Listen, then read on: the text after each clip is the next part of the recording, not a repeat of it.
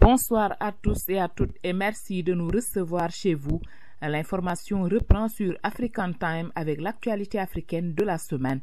Présentation Awa Thiaw.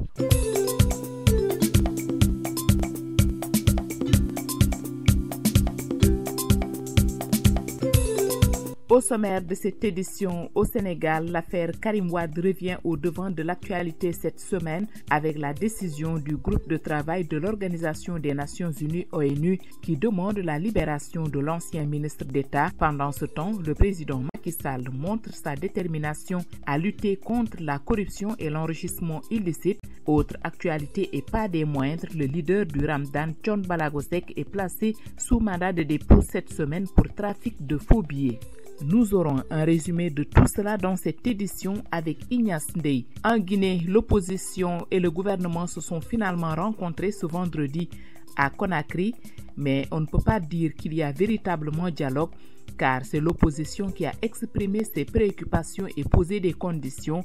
Le pouvoir, toujours dans un mutisme d'y avoir pris bonne note. Nous aurons dans ce journal un compte-rendu de Mamadou Baldé. La page sport de cette édition sur African Time est présentée par El Hadji Malick Ndiaye. Dans votre Minute Beauté, Dao Mbaye va nous parler aujourd'hui d'éléments essentiels à notre alimentation et à notre bien-être. Dans votre rubrique La Star de la semaine, nous allons à la découverte d'un artiste hors pair très adoré dans son pays d'origine, le Nigeria. Ce sont là les titres, le développement dans un instant.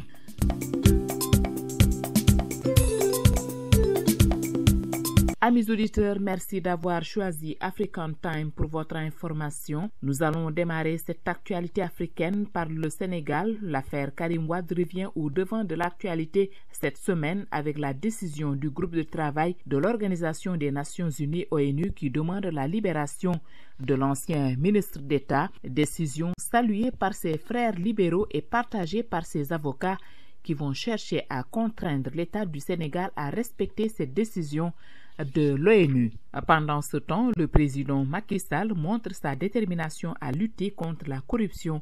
et l'enrichissement illicite. Autre actualité au Sénégal et pas des moindres, le leader du Ramadan, Thione Ballago Seck, est placé sous mandat de dépôt cette semaine pour trafic de faux billets. Suivons un résumé de tout cela avec vous, Ignace Ndeye. De l'affaire dite Thione Seck avec le trafic de faux billets à la décision du groupe de travail de l'ONU qui demande la libération de Karim Wade en passant par la détermination du président de la République à poursuivre la croisade contre la corruption, l'actualité de la semaine au Sénégal a été très brûlante. D'abord, rebondissement dans l'affaire Karim Wade du nom du fils de l'ancien chef de l'État. Karim Wade condamné à 6 ans de prison ferme pour enrichissement illicite. Cette semaine, l'ONU, à travers un groupe de travail, a exigé la libération de Karim Wade parlant de détention arbitraire du fils de l'ancien chef de l'État. Une décision évidemment saluée par les partisans de Karim Wade, comme l'ancien ministre Maître Madi Kenya qui estime que l'avis du groupe de travail des Nations Unies sur la détention arbitraire s'impose au Sénégal. Il demande ainsi à nos autorités de passer à l'application des recommandations, a indiqué l'ancien ministre des Affaires étrangères. Un avis partagé par les conseils de Karim Wade qui ont décidé de contraindre l'État à exécuter les recommandations du groupe de travail de l'ONU. Nous n'avons d'autre mission, d'autres objectifs aujourd'hui que de contraindre par tous les moyens possibles en droit l'État du Sénégal devant toutes les instances qui seront compétentes pour faire exécuter et appliquer l'avis et les recommandations du groupe de travail. Nous ferons tout ce qui est notre possibilité pour que l'État du Sénégal respecte son obligation internationale. Et cette obligation n'est rien d'autre que de libérer Karim Wade, mais aussi de procéder surtout et concomitamment à une réparation intégrale pour avoir été emprisonné sans raison de façon arbitraire, a ajouté Maître Mohamedou Seydou Diagne. Des réactions qui contrastent avec celles de l'État. Maître El Hadji Omar Youm, porte-parole du gouvernement, n'est pas d'accord avec le groupe de travail des Nations Unies qui a demandé à l'État du Sénégal de libérer Karim Wade puisqu'il est détenu arbitrairement et de le dédommager. Dans le dossier Karim Wade, il est bien de préciser à l'attention de l'opinion que ce groupe de travail n'est pas un organe de l'ONU. L'avis de ce groupe n'est qu'un avis consultatif qui ne lie pas la Commission des droits de l'homme ni l'ONU, encore moins le Sénégal. C'est un avis donné par des personnes qui ne sont pas à l'abri de manipulation, à laisser entendre le porte-parole du gouvernement. Pour l'un des avocats de l'État, Maître El Hadji Diouf, qu'il assimile les membres de ce groupe consultatif à des mécaniciens. Autre feuilleton judiciaire agité cette semaine, c'est celui de l'affaire opposant Alboury Ndao à Karim Wade dans le cadre des comptes de Singapour. Face à la presse cette semaine, les avocats d'Alboury Ndao qui a remporté son procès, eh bien, ces avocats réclament 500 millions de francs CFA à Karim Wade et comptent interjeter appel. Pendant ce temps, l'ex-sénatrice Aïda Ndiong, libérée la semaine dernière dans le cadre de l'affaire des produits phytosanitaires, n'est pas encore au bout de ses peines. Relaxé par la 3e chambre correctionnelle du tribunal de grande instance de Dakar dans l'affaire de détournement portant sur un montant de 20 milliards dans des produits phytosanitaires, Aïda Ndiong a toujours un dossier pendant devant la Cour de répression de l'enrichissement illicite. Elle a répondu ce vendredi à une convocation de la commission d'instruction de la Cour de répression de l'enrichissement illicite, une commission qu'il a placée sous contrôle judiciaire. Mais s'il y a une affaire qui continue de défrayer la chronique, c'est l'affaire Thione Seck, du nom du chanteur impliqué dans une affaire de trafic de faux billets. En effet, une faramineuse somme d'argent, en faux billets en euros et en dollars a été trouvée dans le domicile du chanteur. Près de 30 milliards de francs CFA en faux billets d'euros. Arrêté avec un Malien du nom Aladi Dité, Thione Seck, qui a bénéficié de retour de parquet par 2 fois en début de semaine, a été finalement placé sous mandat de dépôt et incarcéré à la prison de Rebeuss. L'artiste, éclaboussé par cette affaire de faux billets, continue de recevoir des messages de soutien et de solidarité de toutes les franges de la société. Le 3e larron mouillé dans cette affaire, lui, est activement recherché par la police.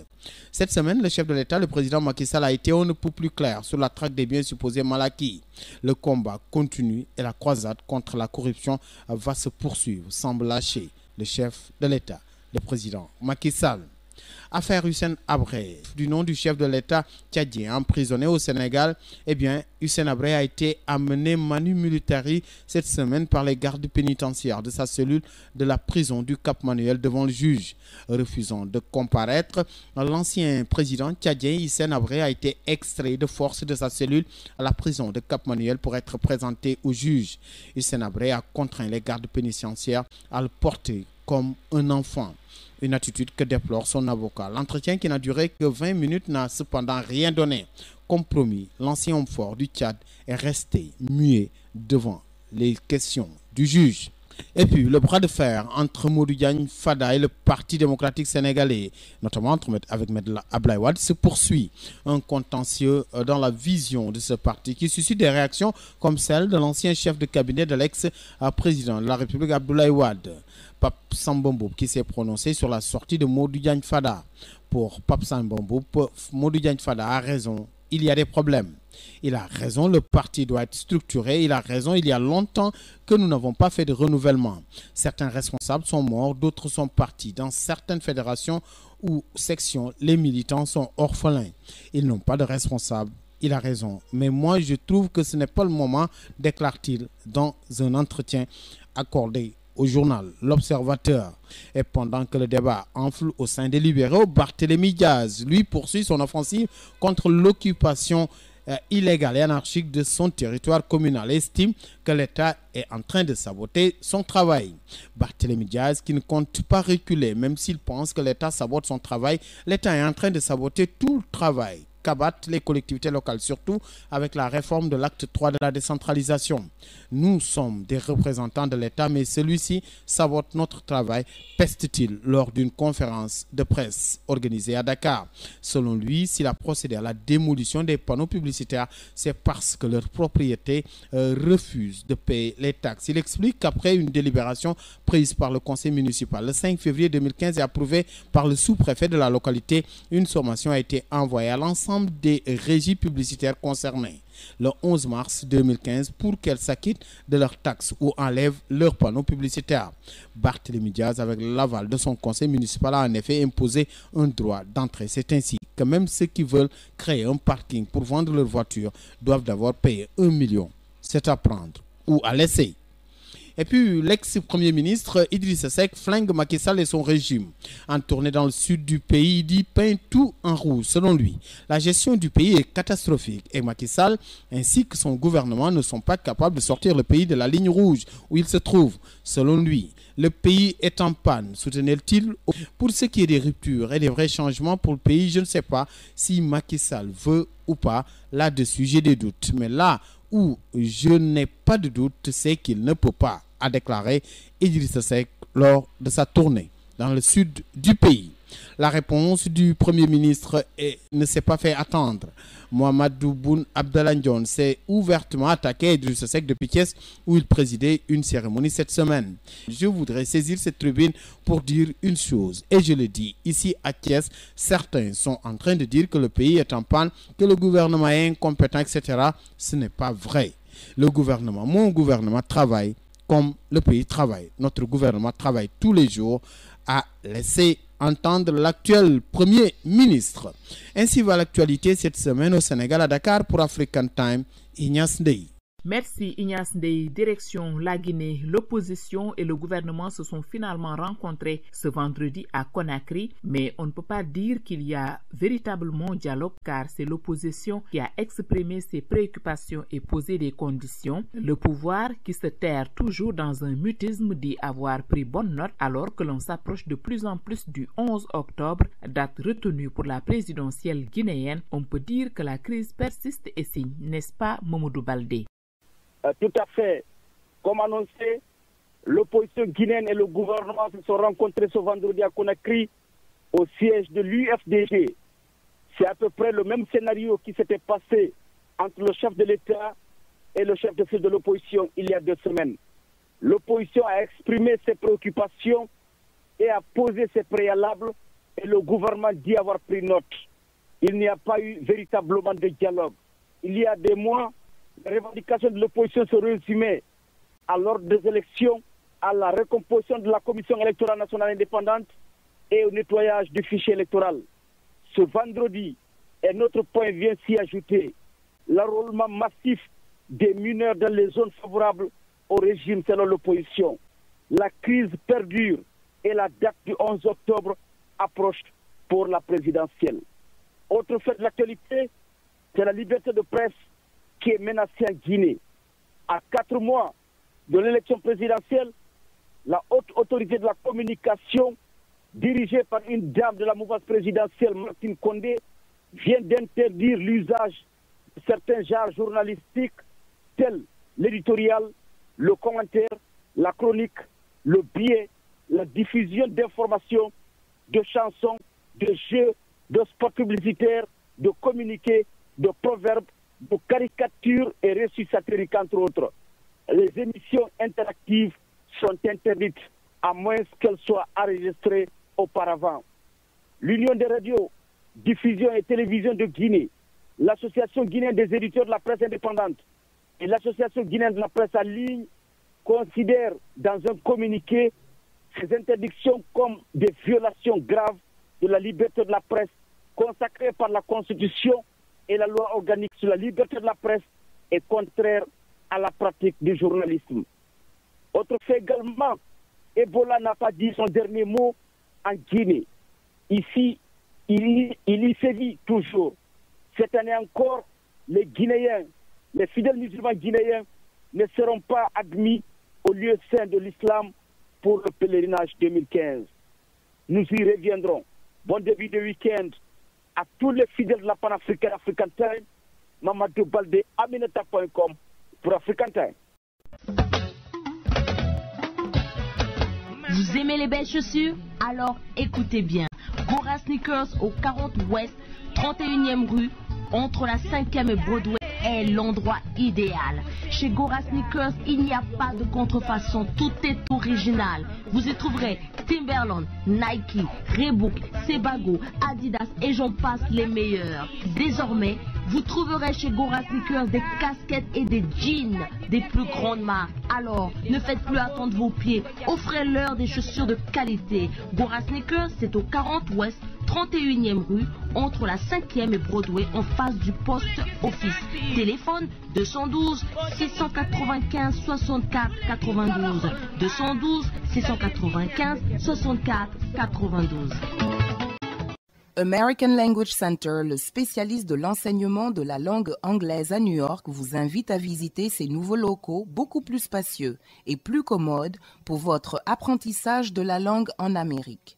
Il se situe au 229 Ouest, 36e rue, au 3e étage, entre la 7e et la 8e avenue, à 2 rues de Penn Station. Après 35 ans d'expérience et un corps d'enseignants hautement qualifiés, American Language Center propose des cours pour les débutants et pour tous ceux qui veulent approfondir leur connaissance de la langue. Les frais de scolarité d'American Language Center sont très compétitifs et son enseignement est le meilleur dans le pays. Pour les habitants de Queens, la branche locale est au Jackson Heights, 7501 Broadway. Pour tout renseignement, appelez 1-800-ENGLISH, 1-800-364-5474, 1-800-364-5474. Demandez après André.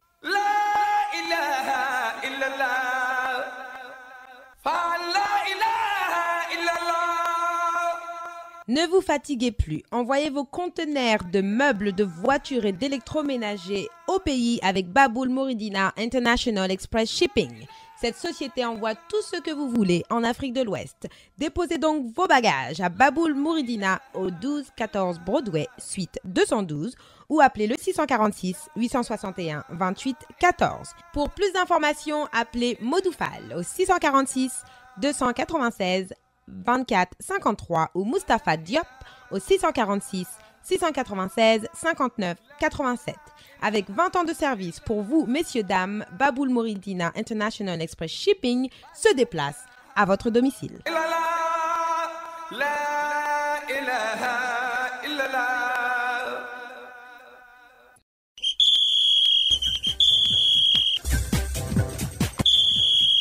Vous écoutez toujours les informations sur African Time et c'est l'heure de votre page sport qui vous est présentée par El Hadji Malick Ndiaye. Bonsoir, l'actualité sportive, nous la démarrons par le football. Le président de la FIFA annonce sa démission. Cependant, Blatter sera en poste jusqu'au congrès prévu entre décembre 2015 et mars 2016. Le président de la FIFA a annoncé la nouvelle mardi 2 juin. Blatter déclare qu'il n'a pas le soutien de la famille du football. Il a annoncé sa démission au lendemain de nouvelles révélations concernant l'attribution du mondial 2010 en Afrique du Sud. Les Sud-Africains ont versé des pots de vin estimés à 10 millions de dollars pour organiser le mondial 2010. Jérôme Walk, un des bras droits de Sepp Blatter, a été au cœur de cette transaction. Depuis l'annonce de la démission de Blatter, les révélations font jour. L'Irlande a déclaré avoir reçu des pots de vin après le match perdu contre la France dans le cadre des éliminatoires de la Coupe du Monde 2010 sur le but litigé de Thierry Henry. Le Maroc est aussi dans le coup. Le Royal Chérifien aurait versé des pots de vin pour l'organisation du mondial 98 finalement attribué à la France. Le départ de Blatter a été salué par le monde du football. Pape Diouf, ancien président de l'Olympique de Marseille, déclare que c'est la fin du néocolonialisme dans le football. L'UEFA, par la voix de son président Michel Platini, a salué cette décision de Sepp Blatter. Malgré le départ de ce dernier, la justice américaine continue son travail. D'autres responsables de la FIFA sont aussi dans le collimateur de la justice américaine. Aujourd'hui, c'est la succession de Blatter qui se pose. Michel Platini, le prince Ali bin Hussein sont de plus en plus cités. Au football, il m'attend TAN 2017 Sénégal-Burundi du 13 juin prochain. Un premier galop d'entraînement ouvert au public hier au stade du président Senghor. Ali Cissé a beaucoup insisté sur l'efficacité et la précision devant les buts. Après le galop d'entraînement, Omar Daf, coach adjoint, a fait le point. Il a aussi clarifié sa position dans la tanière. D'ailleurs, la Fédération sénégalaise de football a sorti un communiqué qui souligne qu'Omar Daf est dans le stade de façon ponctuelle. Les Lions jouent ce vendredi contre l'équipe locale un match amical à huis clos. 6 joueurs manquent encore à l'appel. Sénégal-Burundi est le premier match officiel d'Aliou Cissé sur le banc des Lions du Sénégal. Nous parlons de la Coupe du Monde U20 avec le Sénégal qui joue son troisième et dernier match de poule ce vendredi à 1h du matin. Contre le Qatar, le Sénégal est classé troisième de la poule C derrière la Colombie et le Portugal. Nous parlons du championnat professionnel. Pas de match ce week-end. Pas de match de Ligue 1 ce week-end. Seule la Ligue 2 joue. La Douane est désormais leader. Djambar et Stade de Mbour complète le podium. La GIA, je rappelle, reléguée en 4e division. Une situation qui était prévisible. L'équipe est confrontée à des difficultés depuis des années à cause des querelles intestines. Aujourd'hui, c'est un pan de l'histoire du football sénégalais qui s'effondre. En lutte, Sathiès a battu la grosse dimanche au Stade de Modiop. Le combat de du drapeau Moussafi, maire des Parcelles Assenies, était organisé par Pape Abdou Fall. D'ailleurs, le promoteur a annoncé qu'il est sur le combat Gris Bordeaux contre Balla Gaye 2. C'était El Hadji Malinga depuis Dakar pour African Times. Place maintenant à la Minute Beauté. Daoumbay va nous parler aujourd'hui d'éléments essentiels à notre alimentation et à notre bien-être physique comme mental. Il s'agit tout simplement des vitamines essentielles à notre vie.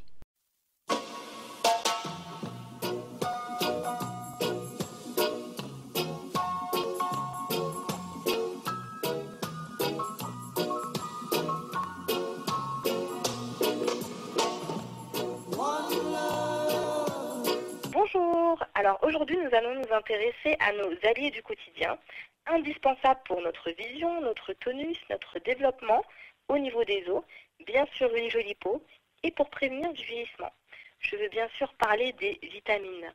Plusieurs vitamines existent, la vitamine A, la vitamine B, la vitamine B5, C, E et F.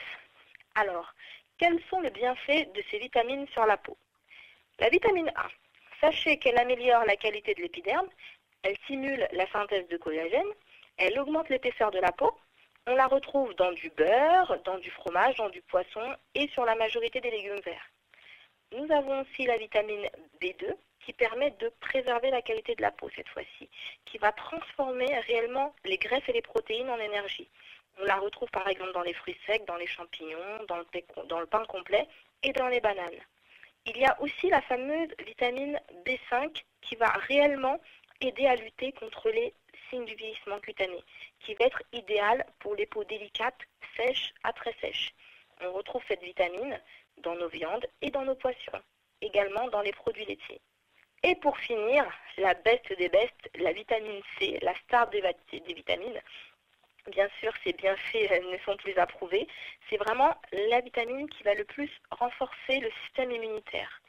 Elle va avoir un très bon impact sur la santé. Au niveau de la peau, elle va donner beaucoup d'éclat et elle permet d'atténuer les taches et les signes de vieillissement sur la peau. On la retrouve en grande quantité dans l'orange, dans les kiwis, dans les épinards, dans les mangues, dans le chou et dans les tomates. Elle n'est pas belle la vie, mais ce n'est pas fini. Il reste encore 2 vitamines très importantes. La vitamine E est aussi une vitamine d'anti-vieillissement par excellence. On la retrouve énormément dans le miel et dans le soja. Et pour finir, la vitamine F qui permet aussi de rajeunir non seulement notre peau, mais également notre organisme de l'intérieur. On la retrouve beaucoup dans le saumon, naturellement le saumon frais et le saumon fumé, et également dans les huiles végétales. Voilà, donc le mot d'ordre, vous pouvez en abuser des vitamines, elles ne vous feront que du bien. Merci à vous et à très bientôt. Daoumbay pour African Time. Pour votre rubrique La Star de la semaine, nous allons à la découverte d'un artiste hors pair, très adoré et adulé dans son pays d'origine, le Nigeria. Sa musique a connu un grand succès. Notre star de la semaine n'est personne d'autre que Flavour, portrait avec Alain Techeno.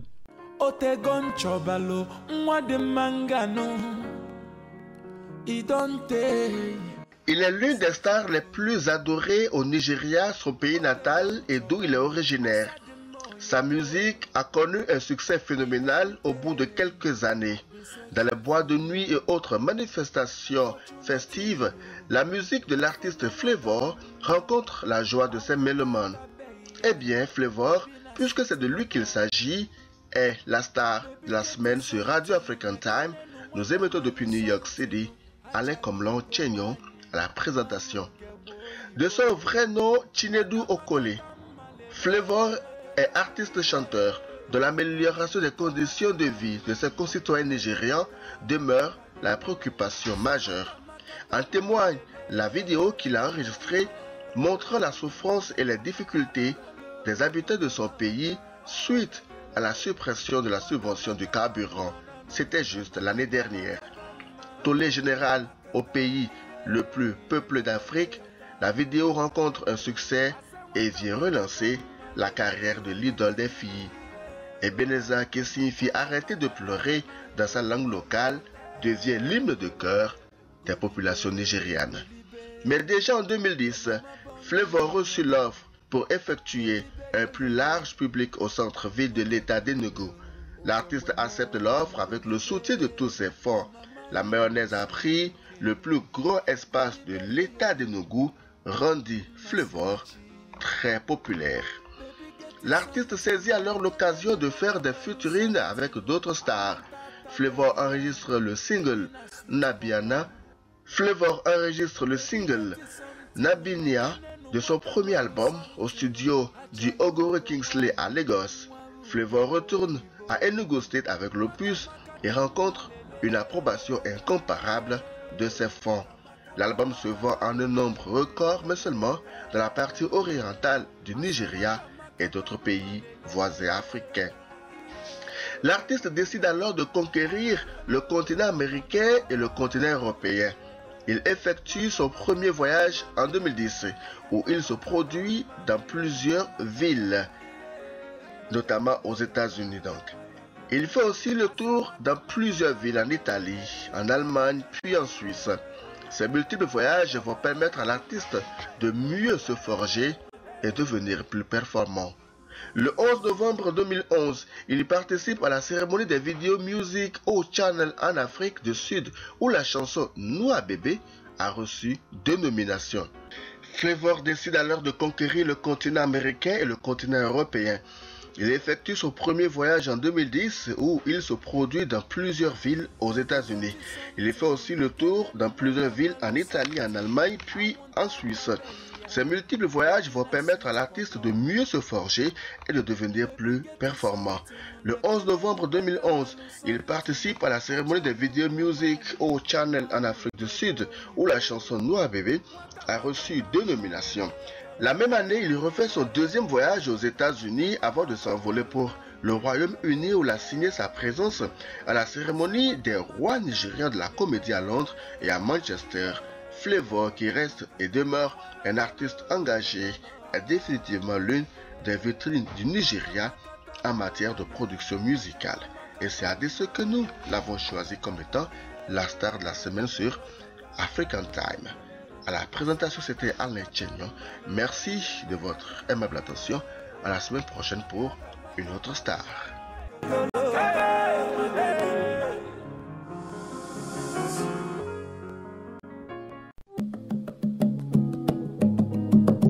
La Banque de l'Habitat du Sénégal, BHS, est heureuse de vous annoncer ses nouvelles branches. BHS Baltimore, 58 14 York Road, téléphone 410 387 22 76, 410 387 22 76. Cette branche est disponible à partir du 25 avril 2014. BHS Philadelphia, 535 South 52e Street Philadelphia, téléphone 215 863 80 02, 215 863 80 02. Cette branche est disponible à partir du 28 avril 2014. Merci beaucoup.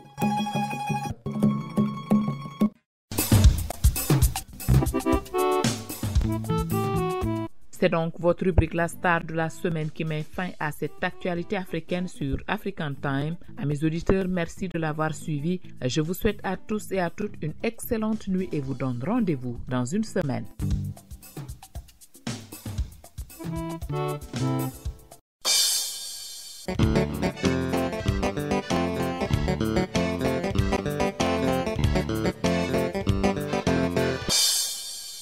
mbokk yi ñu ngi leen di nuyu di leen sant te di leen gërëm ci li ngeen di déglu African Time ci rajo WP 8930 AM ci New York ñu leen indil xibaar yi ci ajuma ju nekk te it ngeen man di nuy déglu ci internet bi ci WP8930am.com wala buñ la rawee it tey da nga nu mën a déglu ca yolele.com mbaa sax boo bëggee dégluwaat Papa Ndaw wala Xaadim Samb da ngay dem rek ca seneplus.com. boo nu bëggee déglu sax en direct tey jii mën ngaa composé 401 347 0031 401 347 0031. tey nag di ajjuma yemoo ak juróomi fan ci weeru juin ci atum 2015 seen mbokk Ousmane Lo moo féetewoo ak micro bi waaye seen xarit Fallou Dieng moo nekk fee ca machine ba.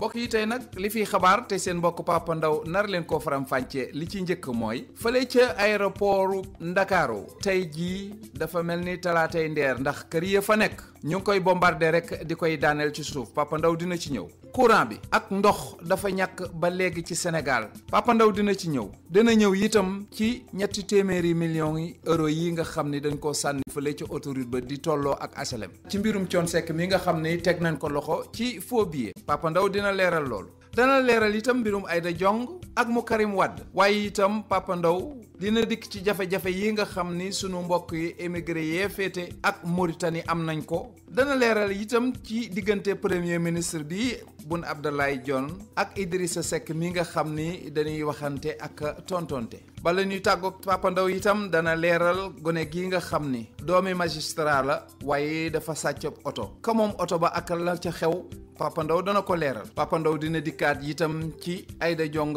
ak kookoy nga xam ne mbéjoon na ko dana ñëw itam ci xale yi nga xam ni dañuy lab rek bu ko defee nag mbokk yi ñu doog leen a bàyyi ak Alaaji Malick Ndiaye mu waxtaanal leen ci mbirum football bi ñu bàyyi leen itam ak Xaadim Samb moom mu leeral lépp lu jëm ci mbirum lamb ji nu boole ko nag ak indil leen li fi jot a am ci ay xabaar ak i yëgle kon mbokk yi bu ngeen nu moyee nopp bu nees tuutee ñu dikk ak yéen ci yaatal gi.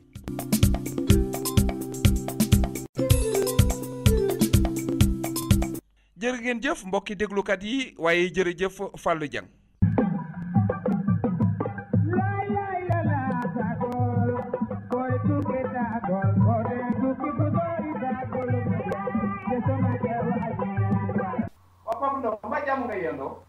sant yàlla alhamdulilah Ousmane. gannaaw bu ñu la nuyoo dalal la ba noppi tey dañoo bëgg nga njëkkee ci fële ci aéroport bi dafa mel ni nit ñi dëkkee ci wet gi dañuy tas ak a tasaare seeni dëkkuwaay lu xew fa. waaw Ousmane li xew mooy ñi dëkkee ci li nga xam ne bii moo jege aéroport bi dañu xëy démb ci suba gi rek dégg coowal ay ndëraan yu jëm si ci seen kër yi gendarmerie yi ñëw ci lim bu takku préfet bu Dakar ak gouverneur bu Dakar tamit dal di ñëw alors mu mel ni rek kon ñooñu yeewu bi ñu yeewoo jekkul parce que kër yooyu la ñu commencé woon di toj parce que xam nga nag Ousmane dafa am ci jëm ci mbirum sécurité distance boo xam ne ni dafa war a dox ci diggante miiru aéroport bi ak kër yi nga xam ne bi ñoom ñoo ko gën a jege mu mel ni dañu wax ne mur boobu daal léeg-léeg moom la ñu doon tey ñu toxal ko suba ñu indi ko ñi tamit di wax naan kër yi ñoom ñoo ñëw ba jege aéroport bi jege boo xam ne ni nekkatul ci sécurité am na ñoo xam ne sax ñu ngi wax naan fan yële ñu génn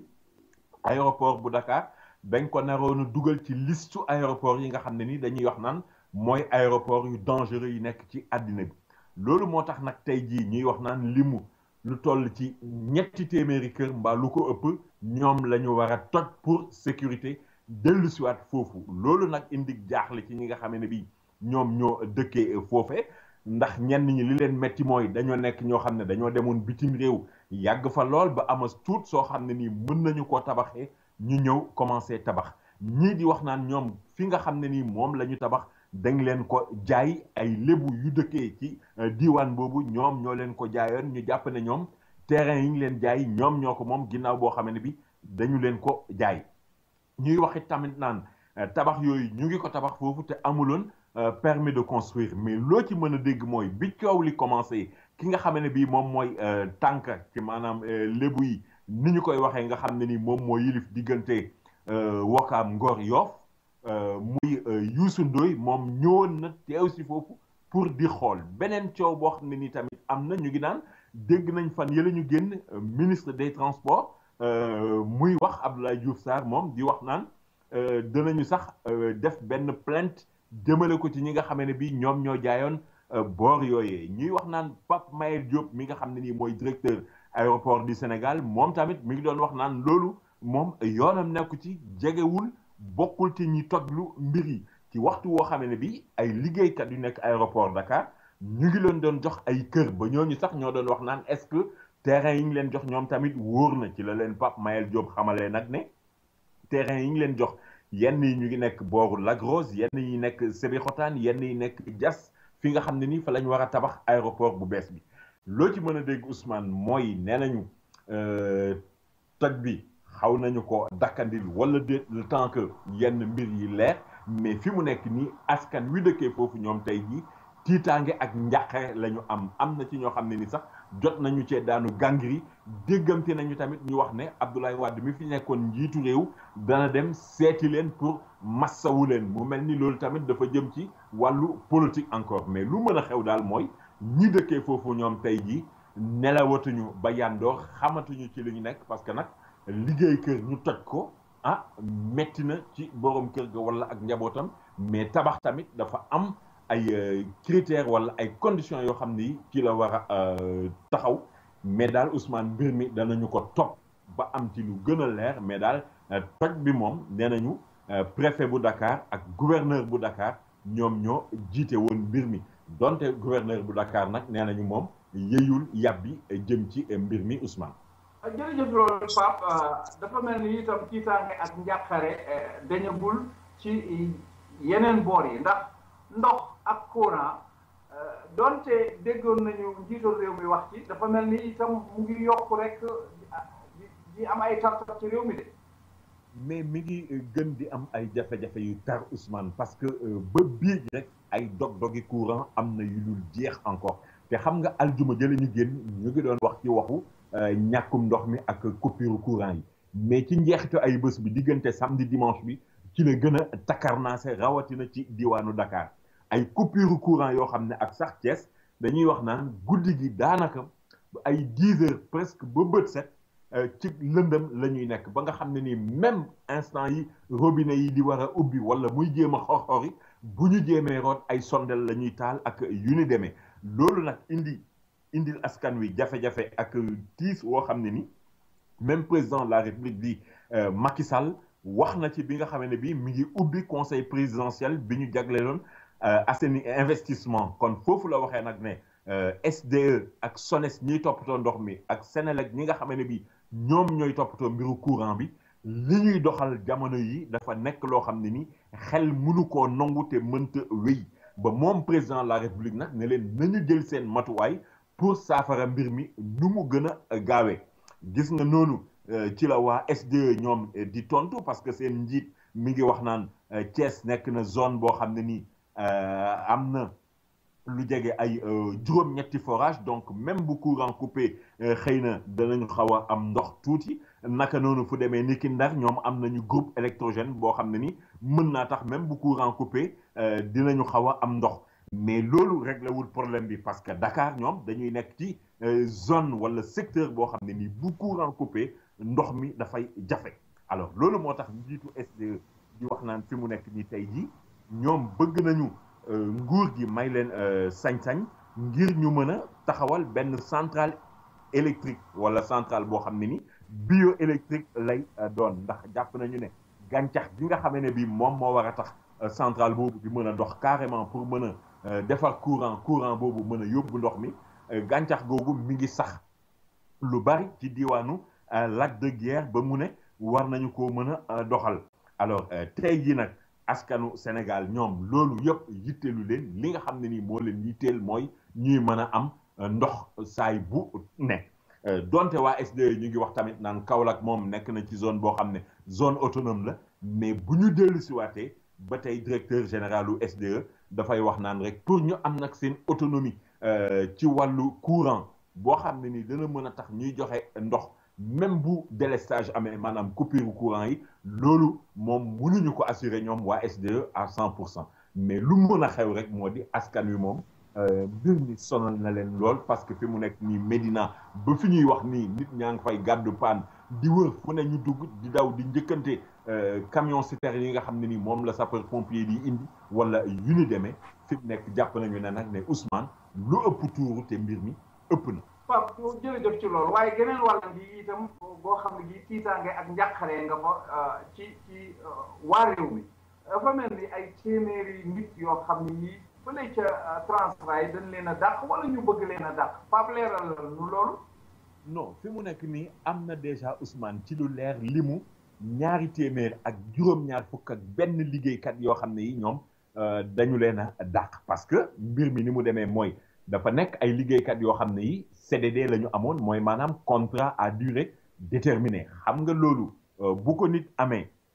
mën nañ ko renouveler benn yoon mais bu ñu ko xasee renouveler ba mu commencé waat liggéey bu contrat ba jeexee wa illa da nga koy yewi mu dem wala boog nga signal ko li nga xamee ne bii moom moo di contrat à durée indéterminée muy li ñuy wax CDI fi mu nekk ni kon tey Ousmane ñima lim bi ma la doon jox léegi téeméer ak ñaar fukk ak juróom-ñeent yi ñoom ay agent lañ yoo xam ne nii ñu ngi doon liggéey fi ñuy wax DIF muy direction des installations fixes di ñi nga xam ne ni ñoom ñooy liggéey ci mbiru raay bi pour di ko teg wala di ko sàmm ak di ko surveiller ak di ko réparer bu yàqoo wala déet am na téeméer ak ñeent fukk ak ñaar yoo xam ne ñoom surveillance générale bu chemin de fer la ñu nekkoon muy ñi nga xam ne ni moom la ñuy wax alkaati dépôt yi alors ñooñu nag boo leen boolee mooy nekk ñaar téeméer ak juróom-ñaar fukk ak benn ñoom seen contrat moo jeex ci ndeeteel weeru mai wi donc bu ñu ko renouveler encore mu nekkaat CDD li ñu mën mooy jël leen mu nekk CDI alors tey jii am na yeneen téeméer ak ñaar fukk ak ñetti agent yoo xam ne yi ñoom ci weeru juillet wi ñu dëgmal bu ndeeteel weer waa ci la seen contrat di jeexee ñoom tamit fi mu nekk nii nag Transrail bëgg na xëy na jël leen CDI bu ko defee ñu nekk contrat à durée indéterminée dañuy liggéey ba keroog ñu yegg à la traite mbaa ñu def njombe woo xam ne nii mooy tax maari détaillé ñu dàq leen mais Transrail aussi dafa am problème parce que dañu wax ne ci ni nga xam ne nii noonu la société bi nar a tëddee bu ñu ko yeesalaate beneen société du patrimoine kuréel gu ñuy wax société du patrimoine moom mooy war a jël mbiru liggéeyu raay bi ba tax na tey jii waa Transrail nee na ñoom bañuñu jëlaat gaa yooyu mais il faut que nguur gi jox leen ay engagement yoo xam ni moom mooy tax tey bu leen signé les contrats à durée indéterminée liggéey bi dañuy bàyyi Transrail continuer di ko doxal mais garantie ak assurance yooyu moom la ñu amagul nag ci nguur gi et nguur gi donte mi ngi wax naan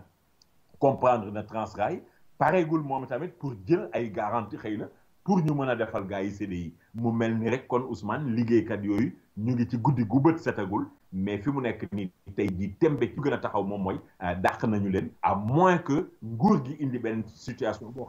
xam ne ni dana jox ci Transrail pour mu mën leen a jëlaat defal leen ay CDI mais ci wàllu contrat du travail moom ni ñu toll ni tembe ni muy demee kenn mënatu leen jël CDD Ousmane. Pape day wax nga dëgg ñaar téeméer ak juróom-ñaar fukk ak benn day bari na waaye leneen lu bari itam day ngi nii Pape ñetti téeméeri millions yi dollars yoo xam ne dañ koo sànni ci réew mi te xaalis bu baaxul Pape réew maa ngi tas de loolu lu xew.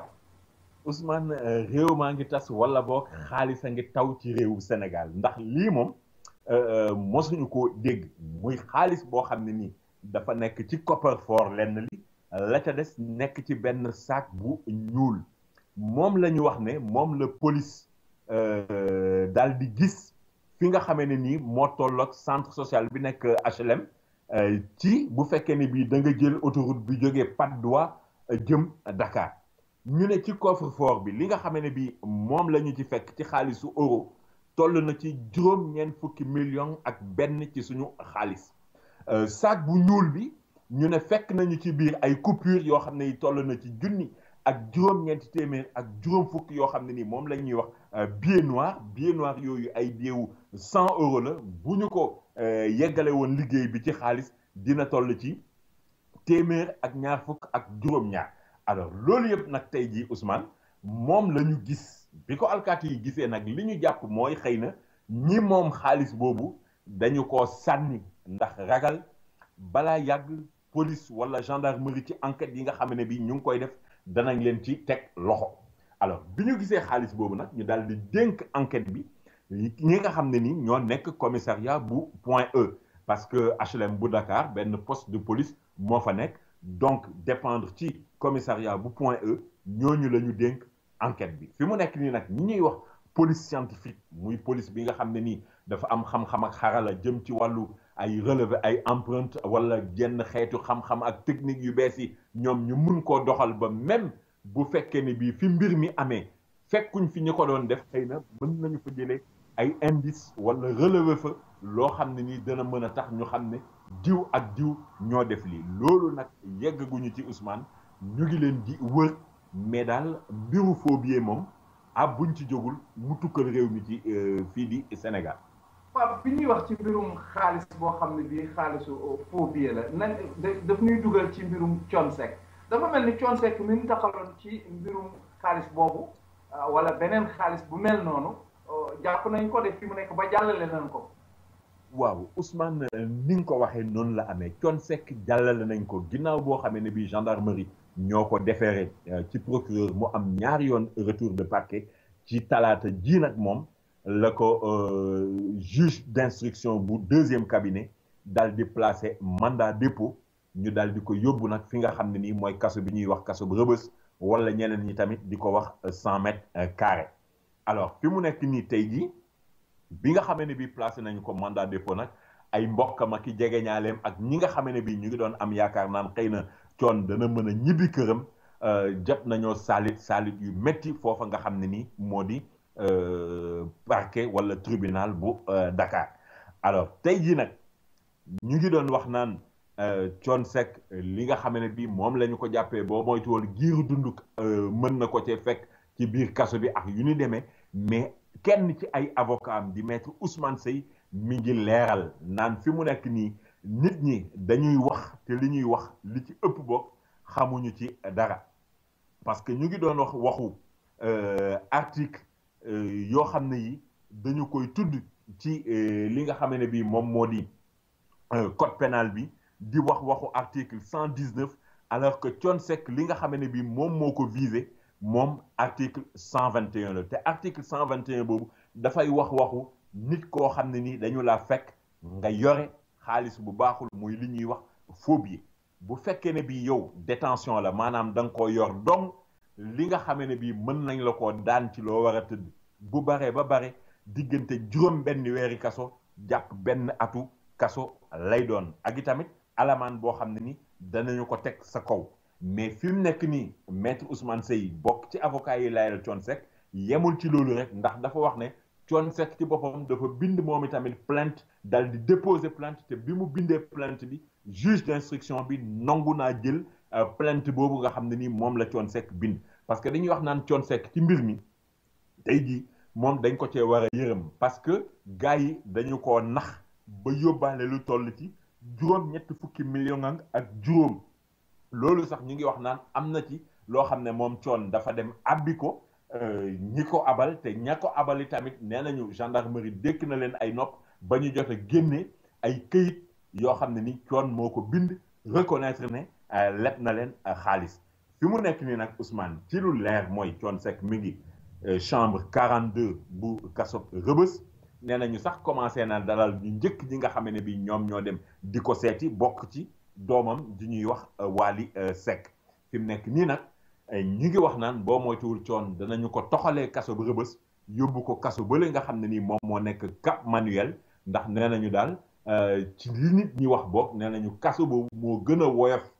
kaso bu Rebeuss ndax kaso bu Rebeuss moom day tiitalaate ak di yóbbu fit waaye loo ci mën a dégg Ousmane ñun li ñuy wax rek mooy kaso daal yàlla na ci yàlla musal jaam. waaw kaso de yàlla na ci yàlla musal jaam waaye Pape du avocat bi ak doomam jooju rek ñoo yëngu ci mbir mi dafa mel ni moroomi woykatam yeeg fans yeeg gouvernement bi ñu bari wax nañ ci Pape réew mi lu ñu wax ci Thione Seck. waaw commencé nañ cee wax Ousmane parce que yaa ngi tudd moroomi woykatam yi gis nga Youssou Ndour ci boppam dafa woolu kenn ci avocat Thione Seck yi muy maître Ousmane Seye dal di koy jël bataaxal jox ko pour mu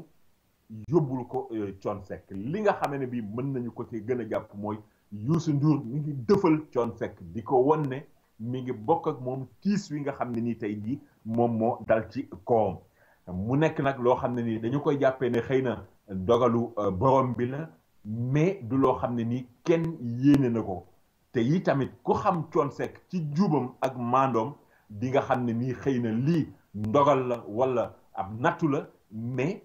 Thione warta mën a nekk koo xam ne ni dafay def loolu ku demee ni ki Ouzo Diallo sax moom itamit di woykat bu ñu ràññee ci Sénégal mu yàgg fi lool mi ngi jëm ci mbir yu ni mel moom tamit fi mu nekk nii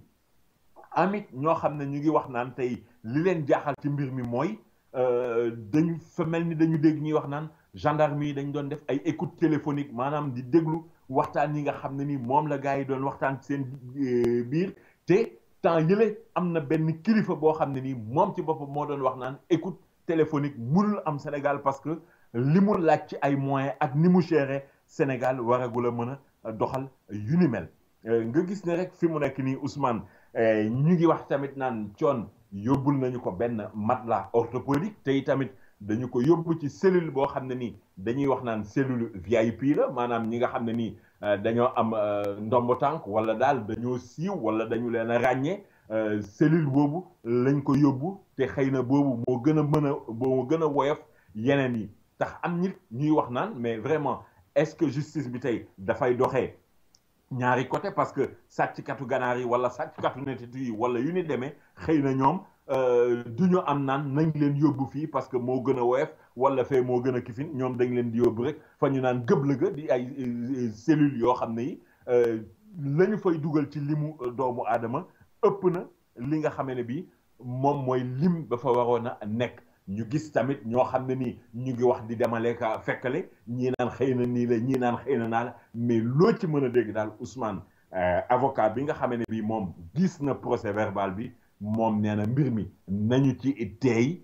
nañu ci def ndànk parce que li nga xamee ne bii moom la dégg nit ñi di ko wax naan ay lime milliards yi dul jeex la ñu gisee kër Thione Seck moom avocat bi di maître Ousmane Seye nee na li nga xam ne bii moom la ñu fa gis ngën gaa bari mi ngi toll ci juróom benn ay téeméeri million ak juróom fukk Ousmane kon nañu ci ànd ak tey di dem rek ba keroog ñu ciy am lu gën a leer wala parce que comme cabinet juge d'instruction la ñu dénk dossier bi juge bi war a instruire affaire bi lu instruction bi gën a dem danañ ci am lu gën a leer donte nag Ousmane instruction tamit dafa am nu muy doxee parce que dañu naan secret instruction kenn waru koo violer li nga xam ne bii moom la ñuy wax ci biir bureau juge bi diggante juge bi ak ki ñu tuumaal ak avocat yi dafa nekk loo xam ne lu secret la war a doon kon daal boo moytuwul mbir mi Ousmane keroog bu mu nar a leeree dëgg mooy bu juge bi jëlee ordonnance moo xam soit muy non-lieu pour ne lañ leen doon toppee wala liñ doon foogee amul wala juge bi jël ordonnance de renvoi pour ñu renvoyer leen ci kanamu tribunal bi tribunal atte leen te ku ne xam na ne jugement moom public la bu boobaa képp ku am place mën nga ñëw toog seetaan la ñu fay waxeeg la ñu fay atteeg na muy demee bu boobaa Ousmane dana leer nañ wute ak tey ji demaleeg fekkale yi nga xam ne bi moom lañ ciy am wala li ñuy nangoo ci kaddug avocat yi. Pape man de li ma ci xam mooy ay milliards ak i ay juróom benn téeméeri million ñoom laa ci yemale lu ci manti doon de lu bari la loo ci xam daal mooy Pape toppal nu loolu rek en attendant nag lu mu ci mën di xew may nu ñu yëg la ji ay aajar te dellu si waat ci yow. demal sa ñëw Ousmane. coow li fépp fu nu mën a tukki moo xam ci biir réew mi la moo xam bitim réew rawatina nag bu dee Afrique suñu gos la fa nu war a dem mooy Kara Tour and Travel billet bu ñuy jaay ak avion boo bëgg a demee demal Kara Tour and Travel mu jox la ko ci njëg yoo xam ne mënuloo ko amee fenn xew wu nu am wu nu ñor dëgg fa nu war a dem mooy Kara Tour and Travel bu nu yegg si mu ñu jox suñu billet ci njëg yéenu gënal daal di nuy wax avion ba nuy dugg ak kañ lay dem nu daal di dem ci lu gaaw a gaaw téléphone 212-683-2223. Kara Travel jàpp leen adresse am bu bees bi.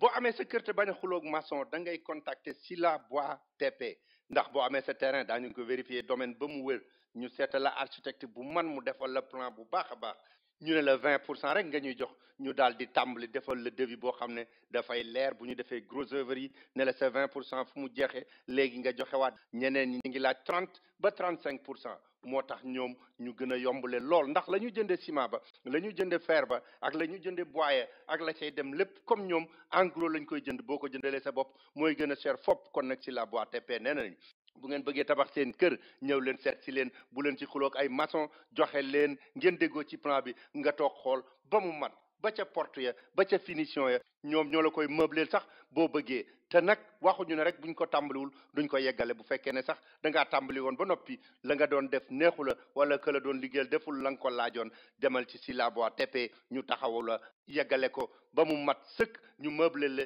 jox la say caabi nga daal di daagu dugg Sylla Bois TP bu ngeen leen bëggee contacter ci New York man ngeen a woo Cheikh Abdou Cissé ci Matlabul Fawzeyni ci 212 749 6585 wala ngeen woote ci Ndakaaru ci Sylla Bois TP 33 855 87 75 wala ci cellphone bi 77 638 39 15 wala ngeen dugg seen website www.syllabois.com 120 West 116th Street room 3C ci diggante 7th ak Lenox Avenue. boo bëggee déglu Papa Ndaw da nga ko mën a déglu ci seneplus.com.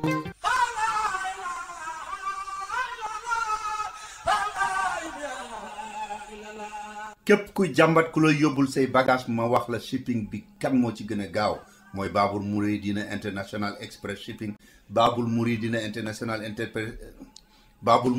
International Express Shipping ku ne xam na ne lépp ñaar fukki at gaa ya fa nekk la ñuy def shipping kenn mënu cee yem ak ñoom expérience ñi ngi nekk ci 1214 Broadway number 212 man nga leen a woo ci seen numéro téléphone bagage yoo mën a am ak fu mu mën a jëm ci Afrique moo xam da nga jënd salon bu bees moo xam da nga am valise booy yónnee moo xam da nga am oto booy yónnee lu mu manti doon yóbbu ko Babul Mouridina International Express Shipping boo ci bëggee xam lu gën a leer rek li ngay def woo leen ci 646 861 2814 yéen ñëpp miin ngeen Modou Fall ak Moustapha Diop ci lu jëm ci yónnee bagage yemuñu ca kenn te ña nga fi ba ko kenn tàmbaleegul woon wool Modou Fall ci 646 296 2453 wala nga woo Moustapha Diop ci 646 696 5987 bu dee ca Ndakaaru la yomb naa dem jëli sa bagage sa famille dañu dem rek fi nga xam ne mooy Sodida ci zone industrielle bi wala ñu woo El Hadj Sarr ca Dakar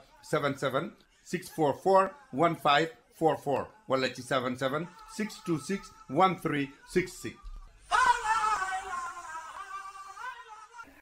boo bëggee déglu Papa Ndaw da nga ko mën a déglu ci seneplus.com. boo nekkee ci New York City di fi dawal taxi et limousine rawatina yéen yi nga xam ne yéen a nekk ci Uber ak Lyft déglu leen bu baax xabaar bu neex bi nga xam ne Lixor Motor Company bu nekk ci Long Island City moo leen ko indil mu ne bu fekkee ne da ngay dawal Uber wala Lyft te bëgg moom sa oto bopp ñëwal amul benn xaalis bu ñu lay laaj te da nga gagné lu gën a bari li nga xam ne mooy sa licence su TLC ak yooyu yëpp ak lu jëm ci assurance bi oto bi nga yoroon di ko dawal ñu jël ko ci yow fay la li nga xam ne moom la war a jar te liñ la ci dollil pour nga am sa oto bopp doo ci joxe dërëm dañ la koy lebal loolu yëpp Luxor Motor Company mën na la cee dimbali bu baax a baax bul di louer bu fekkee da ngaa mën a am sa oto bopp jaratu ko boo ci bëggee xam lu gën a leer da ngay woo Yaaya Bari ci 1888 746 0303 1888 746 0303 bu fekkee ne sa crédit score mat na rek 620 dana daal di baax li nekk ci ay taxes ak yeneen fees yi rek yu ñu war a fay loolu dong la ñu la ciy laaj kon nag bu fekkee ne da nga cee bëgg a xam lu gën a leer woowal Yaaya Bari bu Luxor Motor Company ci 1888 746 0303 1888 746 0303. jërëjëf mbokki déglukat yi jërëjëf Papa Ndaw Pape dellu si waat nañu ci li nga xam ni mooy yaatalu xibaar yi Pape ñuy duggaat nag ci bi yoon mbirum atte affaire Karim Wade Pape affaire Karim Wade dafa dellu si waat dafa mel ni jeexoon na waaye dellu si waat na lu xew Pape. waaw li xew Ousmane du lenn budul yaa ngi koy wax léegi da nga naan dafa mel ni affaire bi jeexoon na ci wàllu fii réewum Sénégal sax desoon na tuuti ndax tribunal atte woon na muy CREI ba ñu gàll ci ndoddum Karim Wade li mu war a tëdd ci ay ati et kaso. Alors ay avocat def li nga xam ne ni moom la ñuy wax pourvoi en cassation ñu doon xaar nag cour suprême daal di yëy yàbbi jëm ci mbir mi mais lu ko jiitu benn kuréel gu ñuy wax groupe de travail boo xam ne bii dañu ne ci Nations Unies la banqaaso ñoom ñoo génnee benn këyit di wax naan Karim Wade téye bi ñu ko téye dëppoowul ak yoon yemuñu ci loolu sax mais dañu wax ne Karim Wade dañu ko war a bàyyi mu ñibbi yokk ci dañ ko war a jox ndàmpaay mais foofu Ousmane il faut que ñu taxaw leeral fa tuuti Nations Unies maanaam muy ONU mbootaayu xeet yi te nga xam ne ni seen siège social seen makkaan ma nga nekk ca New York dafa am ñaari kuréel yoo xam ne ni ñoom ñooy jël ay dogal yoo xam ne ni saa yi bu ñu ko jëlee dafay nekk dogal boo xam ne nii dañu ko war a doxal wa illa dinañu am sax sañ-sañu teg ay daan réew mi nga xam ne nii moo nanguwul a doxal dogal yooyu muy li ñuy wax conseil de sécurité bu Nations Unies wala li nga xam ne bi moom la ñuy wax assemblée générale bu Nations Unies kuréel gii nga xam ne ni nag moo génnee bataaxal bi jëm ci mbiru Karim Wade du conseil de sécurité du tamit assemblée générale u Nations Unies mais benn kuréel la bu ñuy wax groupe de contact ñoom groupe de contact nag tey jii bi ñu génnee dogal boobu ak fi leen gouvernement bu Sénégal di tontoo ci kaddu Sidiki Kaba di ki nga xam ne bii moom mooy jëwriñ di ñu dénk mbirum yoon fii ci Sénégal daanaka benn la parce que Sidiki Kaba di ministre de la justice li mu wax mooy nee na groupe de contact munul groupe de travail boobu kon munul juger Sénégal ndax Sénégal dafa nekk état boo xam ne ni état souverain la maanaam moom boppam yore indépendance am ñu ne déet ne waaye Sénégal am ay tribunal yu nekk fii ci biir réew mi ami tamit cour d'appel ami tamit cour suprême am conseil constitutionnel ami tamit CREI alors ñu ne nag tey dogal bi nga xam ne bi CREI jëloon na ko ay avocat Karim Wade d'accord ñu ci dogal boobu def nañu pourvoi cassation ñu ngi xaar dogalu cour suprême donc lépp loo xam ne ni cour suprême wax na ko jëm ci mbir moomu loolu mooy nekk li nga xam ne bi moom la ñuy dogal alors kon tey jii maître Kaba di ci yokk ne groupe de travail ñoom ba ñu bindee dëgg la Sénégal amoon na pour tontu ci li nga xam ne bi moom lañ ko doon tuumaal mais Sénégal ga mujj naa tontu naam mais dafa tontu li ñuy wax hors délai parce que délai bi nga xam ne bii moom la groupe de travail joxe woon pour Sénégal indi ay leeral jëm ci mbir yi loolu nga xam ne nii moom lañ ko doon wax Sénégal ba muy tontu fekk na délai bi passé ba loolu moo tax waa groupe de travail bi ne tontu Sénégal boobu ñoom dañu koy jël tegee ko ne duñu ko xool foofu itamit Sénégal nee na leen ah déet yéen kat nii ngeen bëgg a doxalee jëm ci suñuy mbir doxalee wu leen woon noonu ba nga xamee ne bii Burundi ngeen doon laaj parce que Burundi ba mu leen tontu bi hors délai la leen ko joxoon ndax fekk na délai bi passé woon mais ne woon ngeen waaw mën nañu koo jël à titre exceptionnel kon lu tax bi yoon nga xam ne nii Sénégal tontu na leen tamit hors délai jëlu leen tontu bi en compte mais lu ci mën a xew mooy Sénégal yi tamit bu fekkee ne bii xamoon nañu ne dañuy tontu munoon nañu tontu ci biir délai bi nga xam ne bii moom la ñu leen joxoon mais fi mu nekk nii daal tey jii Ousmane mbir mi noonu la demee avocat yi Karim Wade nag ñoom ñu ngi commencé di wax naan ONU jox na leen dëgg fi mu nekk nii Sénégal bu bëggee jàmm na daal di bàyyi ki nga xam ne bii moom moo di Karim Wade mu génn ñibbi waaye duñu yem ci bàyyi ko rek sax tamit nañu jël li nga xam ne bii moom moo di ndàmpaay jox ko fi mu nekk nii Ousmane lu mën a am moom mooy avocat yi Karim Wade moom ñu ngi dóor pooj parce que jàpp nañu ne ndam nañ leen jox au plan international. waaw Pape dafa mel ni itam am na keneen ku feeñ ci mbirum Karim Wade ndax way juróom wu jigéen ñuy wax Viviane Wade moom itam dafa mel ni ci jamono yi mu ngi Sénégal te dégg nañ ko ci coow li lu mu ci wax. waaw dégg nañ ko ci Ousmane parce que bi nga xamee ne bii avocat yi Karim Wade yi ñu ngi doon def seen conférence de presse Viviane Wade di yaay Karim Wade fekke woon na conférence de presse boobu te itamit wax na sax jëm ci mbir yi parce que moom Viviane li mu wax mooy mbiri Mamadou Pouye lay njëkk a métitlu parce que vraiment nee na booy xool xamul lan mooy yoonam ci mbir mi wala lan lañ ko ci war a toppee ba di ko fitnaal yokk ci Bibo Bourgi bu ñu xoolee ay mbiram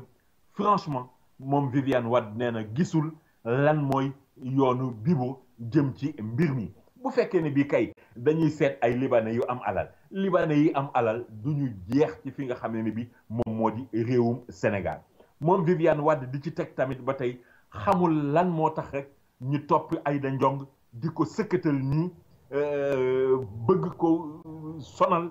ak indil ay jafe-jafe ki problème fi mu nekk nii nag Viviane Wade teg ci ne moom li ko gën a tiital mooy yoon wi nga xam ne bi ci la Sénégal jaar jamono yi ñu toll ba tax na moom Viviane Wade nee na gàcce la am jëm ci ni nga xam ne bi Sénégal noonu lay doxee naam am na gàcce wala am na métit pour doomam ji nga xam ne nii mi ngi ci kaso bi mais Sénégal ni muy demee temps yi looloo ko gën a metti ci loolu la gën a amee gàcce nga gis ne rek kon Ousmane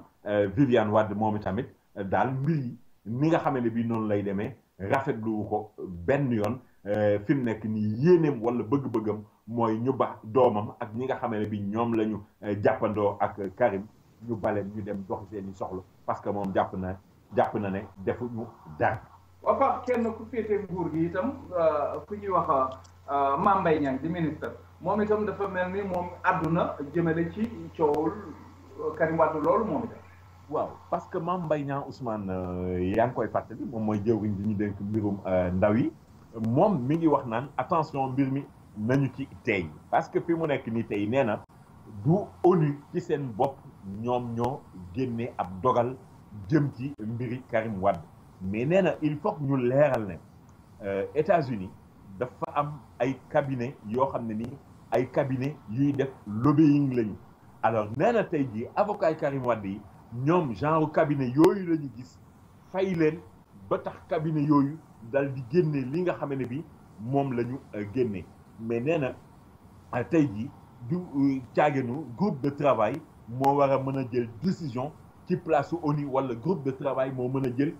benn décision boo xam ne ni dafay engager responsabilité Nations Unies parce que nee na fi mu nekk ni tey loolu li koy firndeel mooy boo demee ONU di nga gis ne Sénégal kenn boddiwu ko fa kenn beddiwu ko fa Sénégal dafa nekk réew moo xam ne dañ ko respecté États-Unis ONU daf ko respecté te tamit rawatina bi nga xam ne bii Sénégal dafay xeex li ñuy wax ay guerre wala ay corruption wala yu ñuy demee ba tax na moom Mame Mbaye Niang loolu mooy position li nga xam ne bii moom la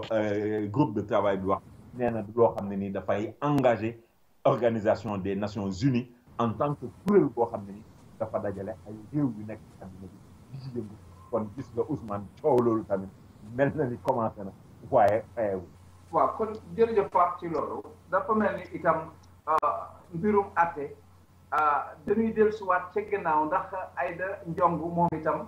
dafa woon mel ni jeex na waaye kër yi am na ak moom coow de. waaw Aïda Ndiong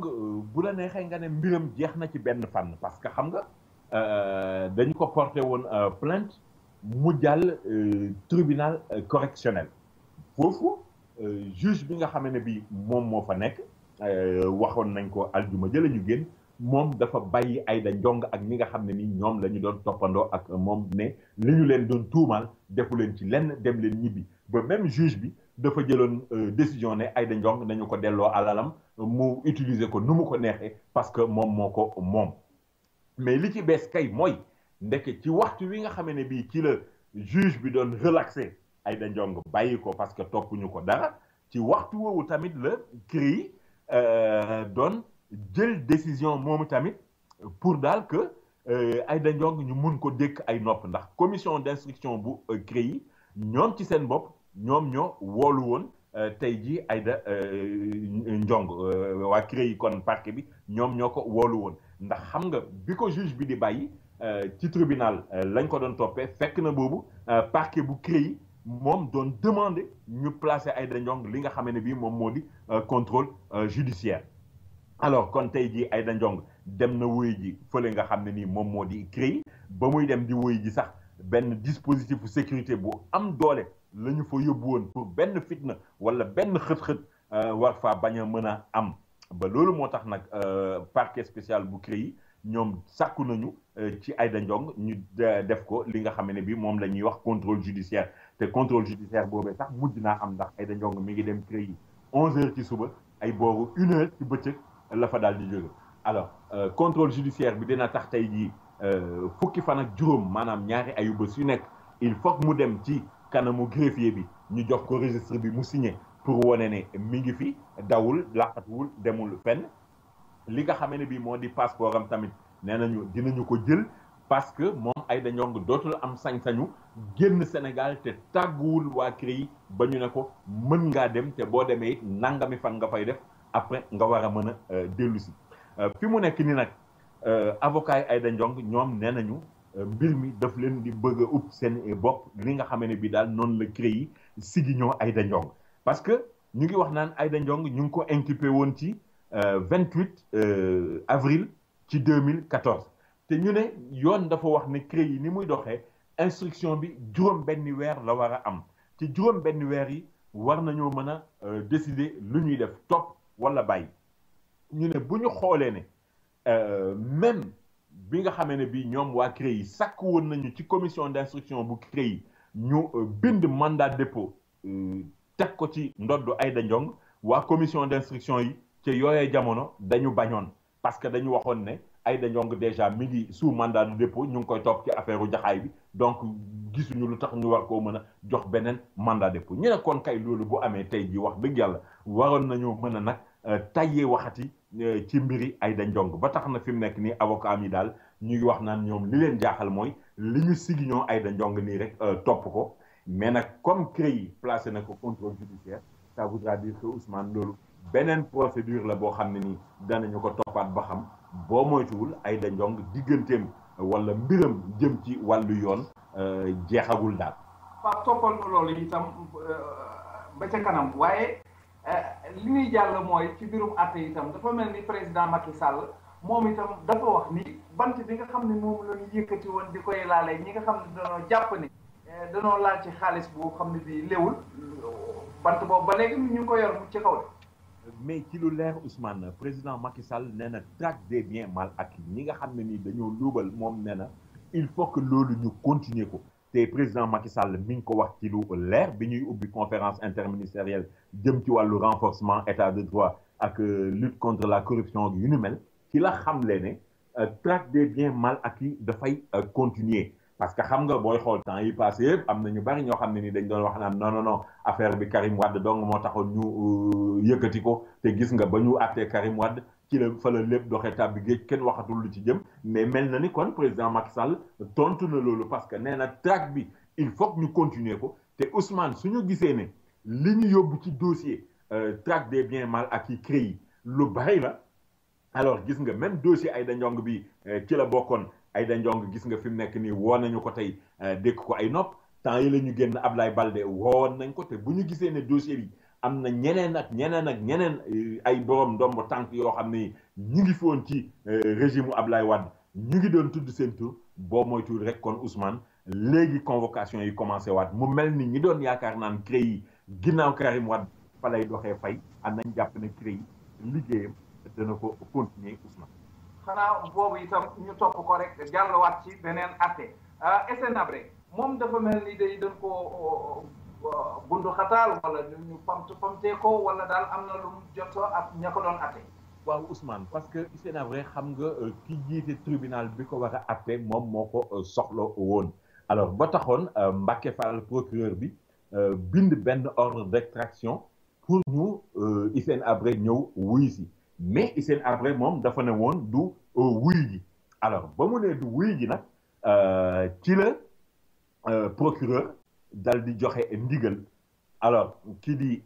régisseur bu prison bu Cap Manuel ba nga xam ne nii fa la SN Habré nekk ba nee nañu daal juróom-ñetti garde pénitentiaire ñoom ñoo dem daanaka booy xool sax nee nañu dañu ko nguufaan dañu ko nguufaan dugal ko ci oto pour yóbbu ko mu wuy yi tax nag avocat yi Hissène Habré yi di métit lu loolu parce que ñu ngi wax naan tey jii booy xool même CPI di Cour pénale internationale dafa wax ne ku ñuy atte pour mu ñëw teew wuyu si droit am la mais du obligation maanaam ku ñuy atte bu ne du ñëw wuyu si dañ koy ba mu toog ca fa ñu ko denc ñoom te du tey ñu continuer li nga xam ne bii moom moo di seen atte nee nañu loolu gis nañ ko même ci tribunal pénal bi nga xam ne nii moom la ñu jagleeloon Yougoslavie ba ñuy attee Karadzic wala Milosevic lu ni mel tamit amoon na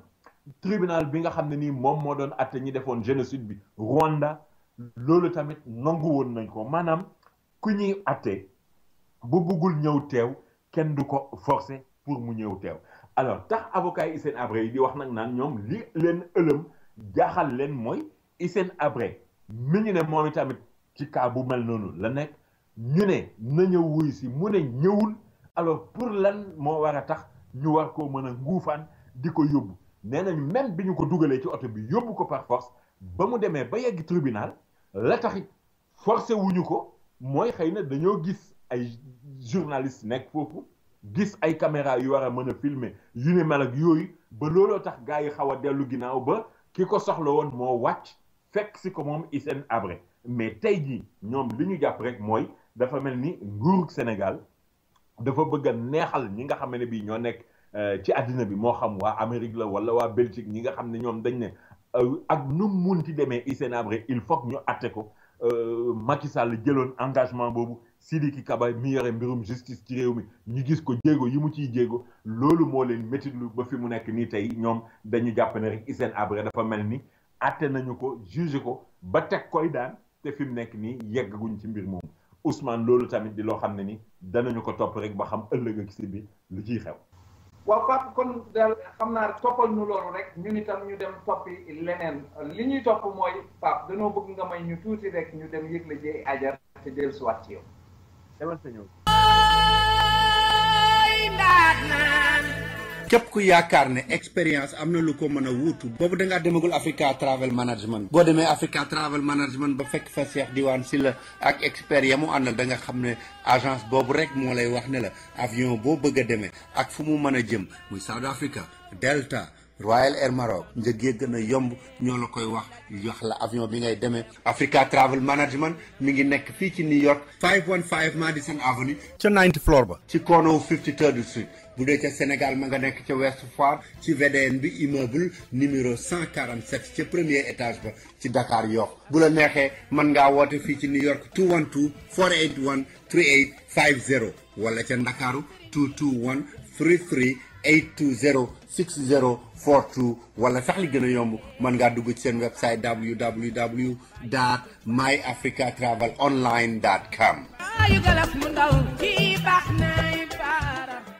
BHS bu New York li mu leen digoon ne dana leen gën a jege si fu ngeen mën a nekk ci Amérique tàmbali na di ko def directeur am Abdoulaye Cissé ci Amérique yëpp mi ngi leen di xamal ne Philadelphia adresse bi mu ngi nekk 535 South 52nd Street téléphone 215-863-8002 215-863-8002 Baltimore mi ngi nekk ci 5814 York Road 5814 York Road téléphone 410-387-2276 410-387-2276 Montréal itam adresse mi ngi nekk ci 95 Jean Talon Est 95 Jean Talon Est téléphone 514 419 81 22 419 81 22. boo bëggee déglu Papa Ndao da nga ko mën a déglu ci seneplus.com. American Language Center mi nga xam ne moo leen di jàngal anglais moo leen di xamal ne ku nekk ci réew boo bëggee sa dëkk neex fa da nga war a wax làkk wa ñu fay wax moo tax mu ne leen bu ngeen bëggee jàng anglais ñëw leen seet si ko mi ngi ci locom yu bees yi 229 West 36th Street ci third floor bi ci diggante 7th ak 8th Avenue jege lool Penn Station fanweeri at ak juróom a ngi nii ñuy jàng anglais te jàngalekat yi gën a aay ci dëkk bi ñoom la ñu fa dajalee bu fekkee ne da ngay door a tàmbali wala nga bëgg a bënnal sam njàng itam foofa nga war a dem te la ngay fay tuuti na lool moo gën a yombale ci dëkk bi yéen ñi dëkk Queens itam dem leen ci Jackson Heights ci 75-01 Broadway bu ngeen demee fekk fa American Language Center bu ngeen ci bëggee xam lu gën a leer woote leen ci 1-800 English 1-800-364-5474 1-800-364-5474 bu ngeen wootee laajte André. soxna Awa Gumbale moo dellu si di gërëm client yi bu baax di leen xamal ne tey bu Kër Kumba màggee ba ñu ubbi leen Kër Kumba number 2 mu nekk ci Bronx ci 3835 White Plains Road yéen a tax li ngeen ci jàpp moo tax mi ngi nekk ci diggante 220 ak 221 ci White Plains Road téléphone 347-697-7649 ñu di leen xamal ne spécial yi am ci Kër Kumba number 1 bi nekk ci Harlem moom ngeen di fekk foofa itam ci Bronx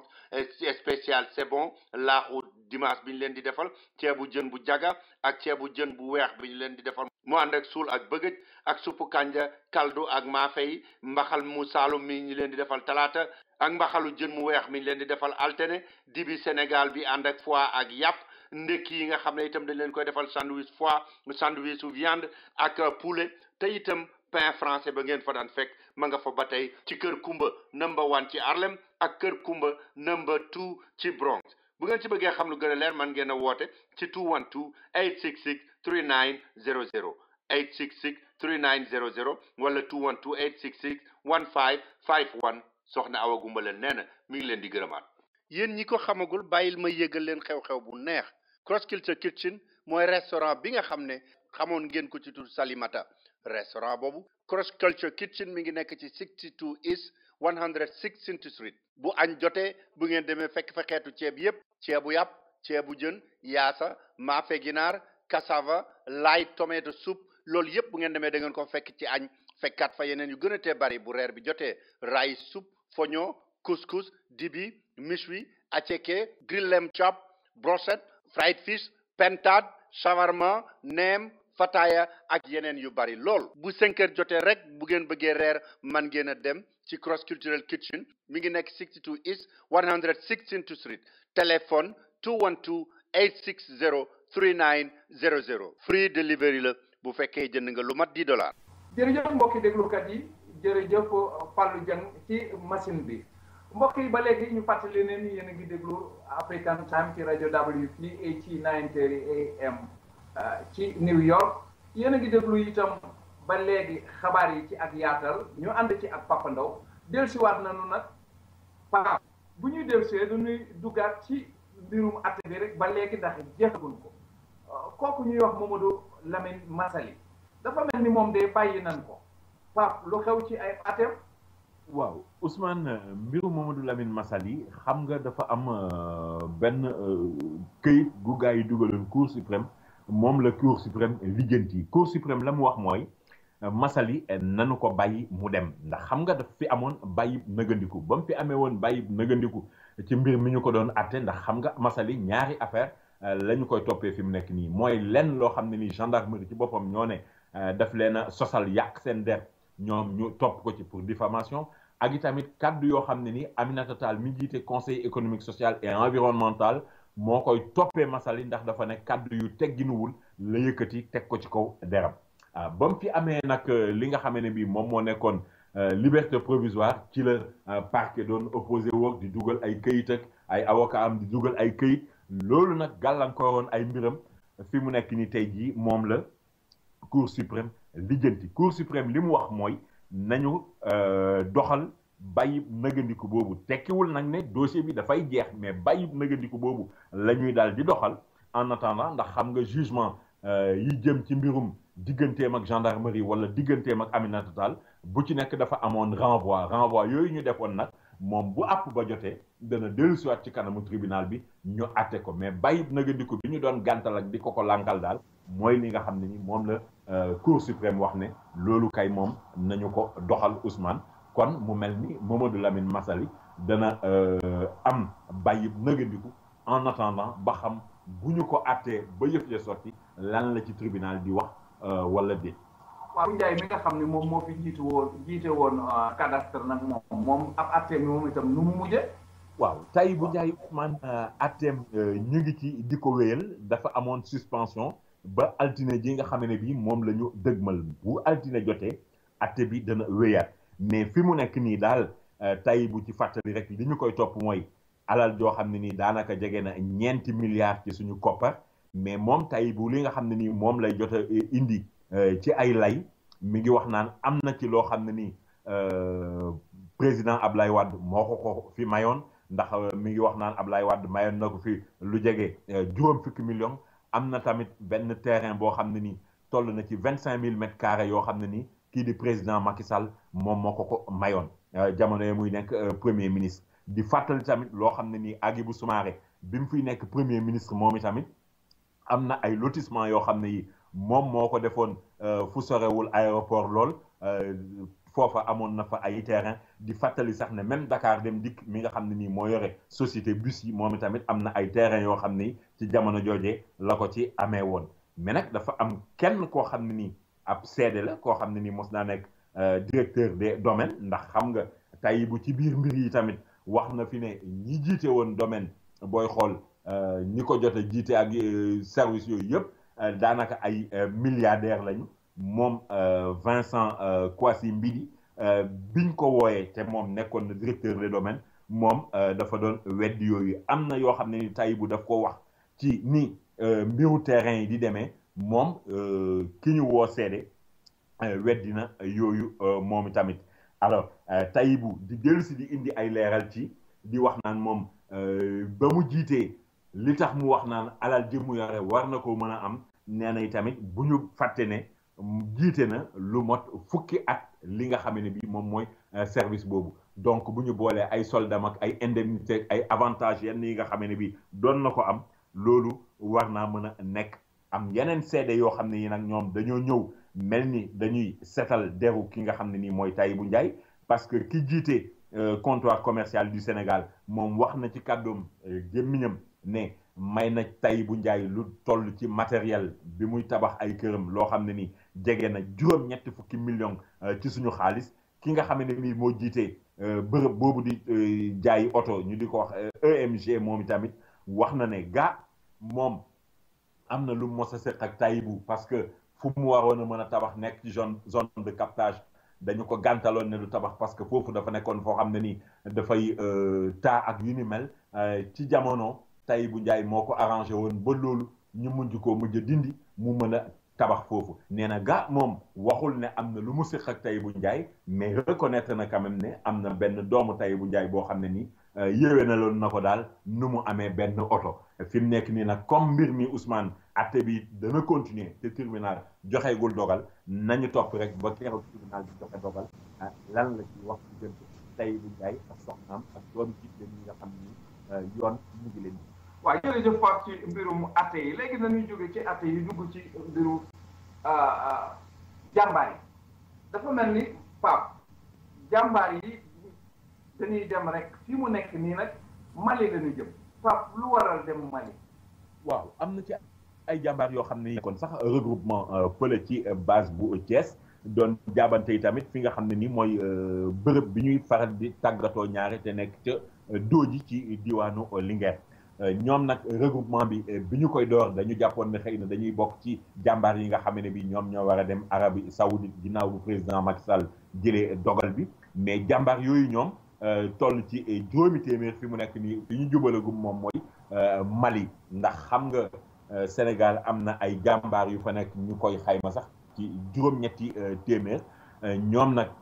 waxtu wi nga xam ne bii ci lañ leen waroon a relever moo jot maanaam app bi ñu waroon def Mali moom moo jot app boobee ba mu jotee nag ñoom dañu war a ñibbisi ñeneen daal di leen wuutu loolu moo tax soldats yi nga xam ne bii ñoom ñoo jotoon a nekk regroupement base avion ONU yi commencé nañu di def rotation nag di jël ña nekk Mali di delloosi waaye di jël ñi nekk Thiès di yóbbu bu ko defee ñu remplacer ji contingent boobu nga xam ne ni moom moo nekkoon foofee ca Mali Ousmane.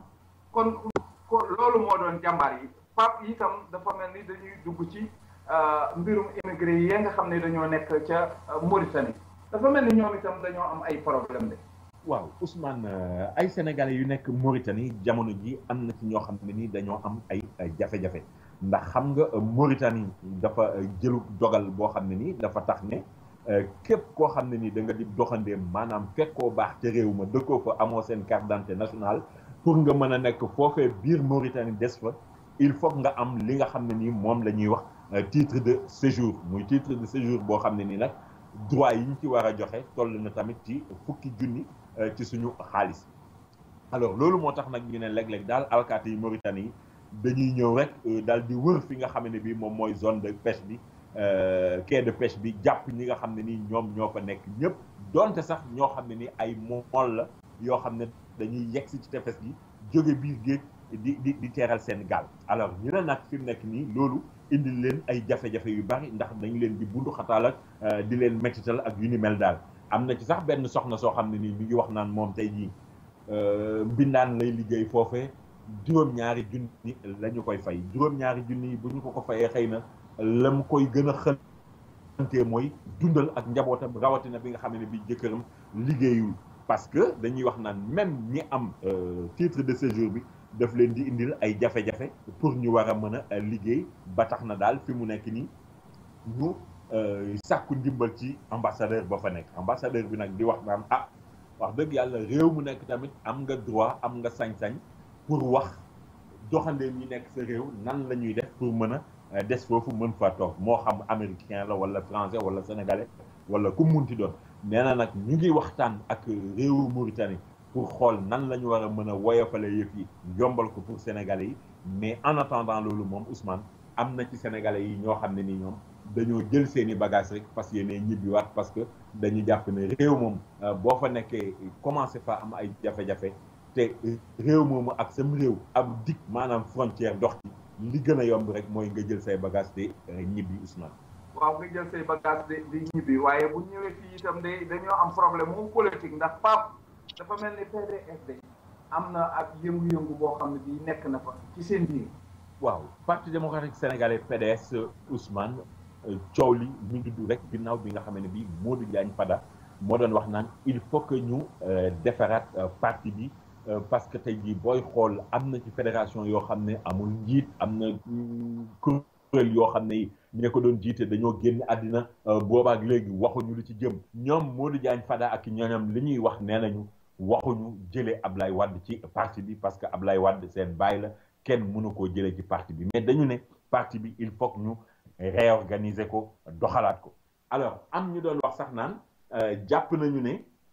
waroon nañu amal benn comité directeur mais comité directeur boobu sax Ousmane dañu ko mujj dàq parce que ñu ngi wax naan Modou Diagne Fada nekkuloon Dakar ma nga woon Daaru Musti ca màggal gi nga xam ne bi moom la ñu fa doon amal ñuy wax it tamit daan am na ñoo xam ne dañoo sol seenu dal pour dox tànki jàmm diggante Abdoulaye Wade ak ki nga xam ne nii moo di Modou Diagne Fada ak ñi mu àndal ñu ngi leeral nag naan du caaginu Abdoulaye Wade moo sàkku ñu dox tànk jàmm yooyu mais ñoom dañu jàpp ne jamono ji ñu toll parti démocratique sénégalais war naa xëntee leneen lu dul di xiiroo ci seen biir te Modou Diagne Fada boo xool mi ngi ànd ak wala boog bi ñuy def seen daje boobu gis nañ fa Aïda Ndiong Aïda Mbodj kon Aïda Mbodj bu parti démocratique sénégalais gis nañu ko fa gis nañu fa Habib Sy gis nañu fa Mamadou Lamine Keita mi nga xam ne ni nekkoon na fi ministre moomu tamit maanaam dañ jàpp naal ne Modou Diagne Fada du moom rek ay li ñuy wax grosse pointure wala boog ay borom ndomboy tànk wala borom yax bu rëy yu bari yoo xam ni dañu ko jox booy xool ku mel ni Pape Samba Mboup même moom mi ngi wax naan dëgg la xëy na Modou Diagne Fada war naa mën a jiite parti bi tekkiwul ne dafay wax ne nañ ko jox parti bi mais dafa jàpp ne jamono ñu toll war nañoo xëntee leneen bu dul réorganisation parti parce que bu ñu gisee jafe-jafe yi nga xam ne nii ci la Karim Wade nekk bu ñu gisee yu ni mel yooyu yëpp war naa mën a tax tey jii ñu xëntee leneen bu dul division Modou Diagne Fada di ci yokk ne moom ba nga xam ne bii ñu ngi jël dogal pour wax ne Karim Wade mooy nekk candidat parti démocratique sénégalais booba moom fekke woon na daje boobu donc moom li ko yitteel du caageenu nañu dàq ma Samba wala nañ dàq ma Demba mais dañu wax ne nañu defaraat jàpp nañu nag ne Ousmane xëy na talaata ji di ñëw wala boog xëy na ci biir semaine bi danañu amal réunion comité directeur kon loolu tamit dañuy topp rek ba xam fan lay mujj mais en tout cas coow li moom jàpp na ko jàpp. Pape du ñu yem foofu rek ci mbirum politique bi ndax itam xam nga njaatigeel jëwriñ yi muy premier ministre am na lu mu tontu woon Idrissa Seck ci fan yi ba loolu indi na fi coow loolu lu mu doon Pape. waaw dafa fekk ne rek xam nga temps yi Ousmane Idriss Seck dafa solu dàllam di wër li nga xam ne bii mooy réewu Sénégal parce que dafa mel ni moom dafa commencé campagne wala boog dafa bëgg réew mi taxawaayam gën a dëgër ci fi nga xam ne bii moom moo di Sénégal ba tax nag ci biir tournée boobu muy wax def ci la doon wax naan Macky Sall dafa tële munul dem li mu yenu attanu ko alors ki nga xam ne bii moo di premier ministre nag moom itamit demoon Thiès ci daje boo xam ne nii Confédération nationale des employeurs du Sénégal ñoom ñoo ko fa doon amal alors ci daje boobu nga xam ne nii la demoon nag dafa profité rek tontu Idriss Seck mi doon wax naan gouvernement bi dafa paan réew mi dafa paan kon gouvernement bi dafa incompétent alors ci la wax ne loolu amul réew mi paanul gouvernement baa ngi liggéey te li nga xam ne ni ñu ngi koy liggéey bés bu jot ñu ngi koy gis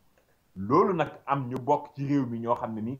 dañu ko métti lu rawatina ku demee ni kii maire bi nga xam ne bii moom mooy maireu Thiès Ouest parce que moom dafa jàpp ne daje bu ni mel bu ñu koy amal Sénégal premier ministre ñëw di jiite daje boobu bu ñëwee attitude républicaine la waroon am mbiri réew mi lañ fa waroon a wax mais waru fa woon nekk di jéem a tontu ki nga xam ne bii moo di Idrissa Seck rawatina bi nga xam ne bii Idrissa Seck mos naa nekk premier ministre moom Mohamed Boun Abdallah Dionne ñëw nekk premier ministre ñëw Thiès kon mbir gouvernement la fa waroon wax mais waru fa woon a nekk naan dafay tontu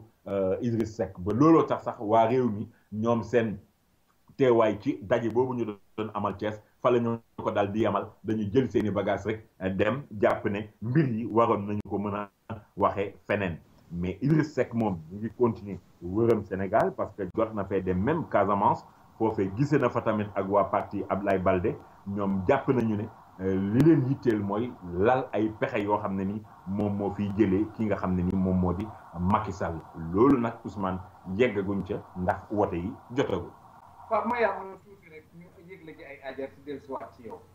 demal te ñu. boo amee sa kër te bañ a xuloog maçon da ngay contacter Sila Bois TP ndax boo amee sa terrain daañu ko vérifier domaine ba mu wër ñu seetal la architecte bu man mu defal la plan bu baax a baax ñu ne la 20% rek nga ñuy jox ñu daal di tàmbali defal le devis boo xam ne dafay leer bu ñu defee gros œuvre yi ne la sa 20% fu mu jeexee léegi nga joxewaat ñeneen ñi ñu ngi laaj 30 ba 35% moo tax ñoom ñu gën a yombale lool ndax la ñu jëndee ciment ba la ñu jëndee fer ba ak la ñu jëndee bois ak la cay dem lépp comme ñoom en gros lañ koy jënd boo ko jëndalee sa bopp mooy gën a cher fopp kon nag si la Bois TP nee nañ bu ngeen bëggee tabax seen kër ñëw leen seet si leen bu leen ci xuloog ay maçon joxe leen ngeen déggoo ci plan bi nga toog xool ba mu mat ba ca porte ya ba ca finition ya ñoom ñoo la koy meubleel sax boo bëggee te nag waxuñu ne rek buñ ko tàmbaliwul duñ ko yeggale bu fekkee ne sax da ngaa tàmbali woon ba noppi la nga doon def neexu la wala que la doon liggéeyal deful la nga ko laajoon demal ci Sila Bois TP ñu taxawu la yeggale ko ba mu mat sëkk ñu meubleel la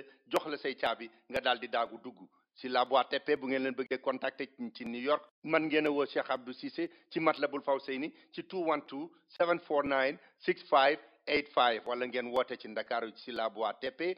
33 855 87 75 wala ci cellphone bi 77 638 39 15 wala ngeen dugg seen website www.silabois.com. BHS bu New York li mu leen digoon ne dana leen gën a jege si fu ngeen mën a nekk ci Amérique tàmbali na di ko def directeur am Abdoulaye Cissé ci Amérique yépp mi ngi leen di xamal ne Philadelphia adresse bi mu ngi nekk 535 South 52nd Street téléphone 215 863 8002 215 863 8002 Baltimore mi ngi nekk ci 5814 York Road 5814 York Road téléphone 410-387-2276 410-387-2276 Montréal itam adresse mi ngi nekk ci 95 Jean Talon Est 95 Jean Talon Est téléphone 514 419 81 22 419 81 22 boo bëggee déglu Papa Ndaw da nga ko mën a déglu ci seneplus.com. jërëjëf mbokki déglukat yi jërëjëf Papa Ndaw waaye jërëjëf itam Fallou Dieng ci xarala gi Pape dellu si waat nañu dañuy wéyal ci mbirum politique xam naa ndax Barthélémy Dias moom itam ci jamono yi moom ak maire booba ak léegi mu ngi am ay yëngu-yëngu diggante état bi ak SICAP ak yeneen Pape nettali nu loolu. moom kay Barthélémy Dias yemul ci ñooñu rek parce que même ñi nga xam ne bii ñoom ñooy defar publicité yi di def panneau publicitaire yu mag yooyu moom jàpp na ne sax jox na leen avertissement parce que nee na samedi ngën gaa sore 9h ci guddi képp koo xam ne nii dindiwoo sa panneau ñoom danañu dagg panneau yooyu dal di koy jox ñi nga xam ne bii ñoom ñooy ferrailleurs yi yemul ci ñooñu rek parce que même waa SICAP tamit mi ngi leen di joxor bi ndax mi ngi wax naan SICAP amul droit di joxe ay bërëb yoo xam ne yi dañu koy def parking mu nekk foofee ci fi nga xam ne nii moom moo di Sacré-Cœur Mermoz parce que nee na mairie bi moo am sañ-sañ boobu te képp koo xam ne nii da nga fa bëgg a am parking il faut nga joxe d'abord million ci suñu xaalis ba pare weer wu jot di nga fay luyaas wa illa doo fa am parking yokk ci tamit ñi nga xam ne ji ñoom ñoo di waa SICAP dañu leen a war a won li nga xam ne bii moom mooy plan d'aménagement bi ñu jàpp amal foofu ci SICAP Sacré-Cœur Mermoz parce que ñoom maire yi nee nañu ñoom ñoo war a doxal foofee bu ñu gisul loolu nag képp koo xam ne nii def nga fa tabax wala lu ni mel wala yu ni demee ñoom waa mairie bi dinañu jël seen motuwaay dindi ko yemuñ ci nee nañu même li nga xam ne nii moom mooy commission contrôle des opérations domaniales di toppatoo mbirum suuf si ñoom waa mairie bi nee nañu il faut que ñu boole leen ci li nga xam ne bii moom moo di commission boobu parce que ñu ngi wax naan tey jii booy xool même seen budget ñetti téeméeri millions la woon alors tey jii bokk ci xaaj bi ñu ngi ko doon jëlee tamit ci li nga xam ne bii moom mooy taxe su électricité yi nga xam ne ni moom la ñuy doxal nee nañu loolu bu ñu ko jotul tey jii daf leen di indil jafe-jafe encore parce que mën naa dem ba gàllankoor subvention yi nga xam ne ni moom la mairie bi di jox école yi wala ASC yi wala jàkka yi fi mu nekk nii daal Barthélémy Dias li mu wax gudd gàtt mooy léegi sax wax ji dafa doy jëf moo jot nee na li nga xam ne nii moom la gars yi warloog ñoom bu ñu ko sàmmontewul Ousmane ñoom léegi wax ji jeex na jëf moo ciy topp. jëf moo ciy topp loolu de doy na war loolu daal xam nga jëf moo ciy topp moonu eggale ñu ci kawteef yi ndax kawteef la lii Pape doomi magistrat la boo xam ne bii dafa sàcc oto kan la sàcc Pape. Ousmane affaire bu doy waar xale bi fukki at ak juróom-ñeent la am nekk ci classe de première benn école privée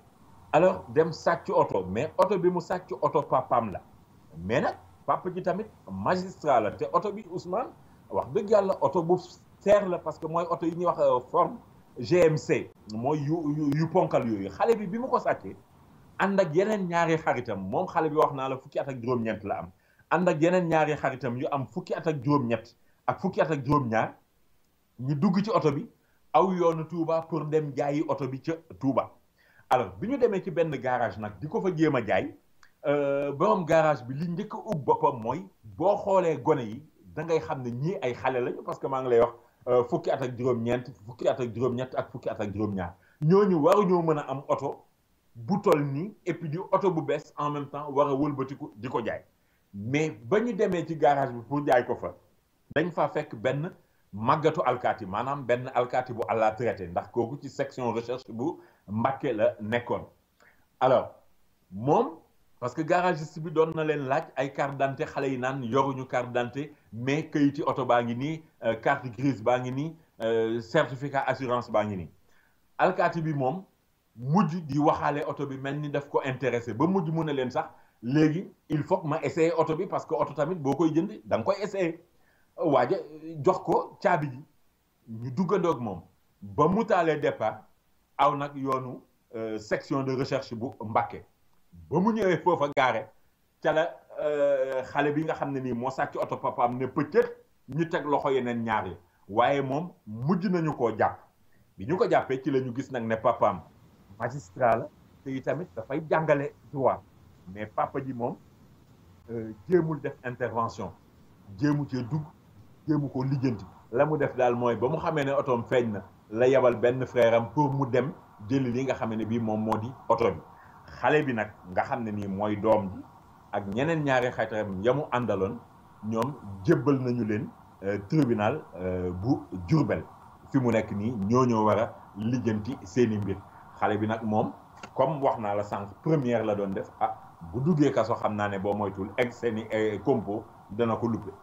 Pape kii de moom deful première waaye dafa mel ni moom itam ci justice bi la bokk maître Babou dafa mel ni moom itam dafa amoon xew-xew ak kenn de ba fi mu nekk leer na ay mbiram de.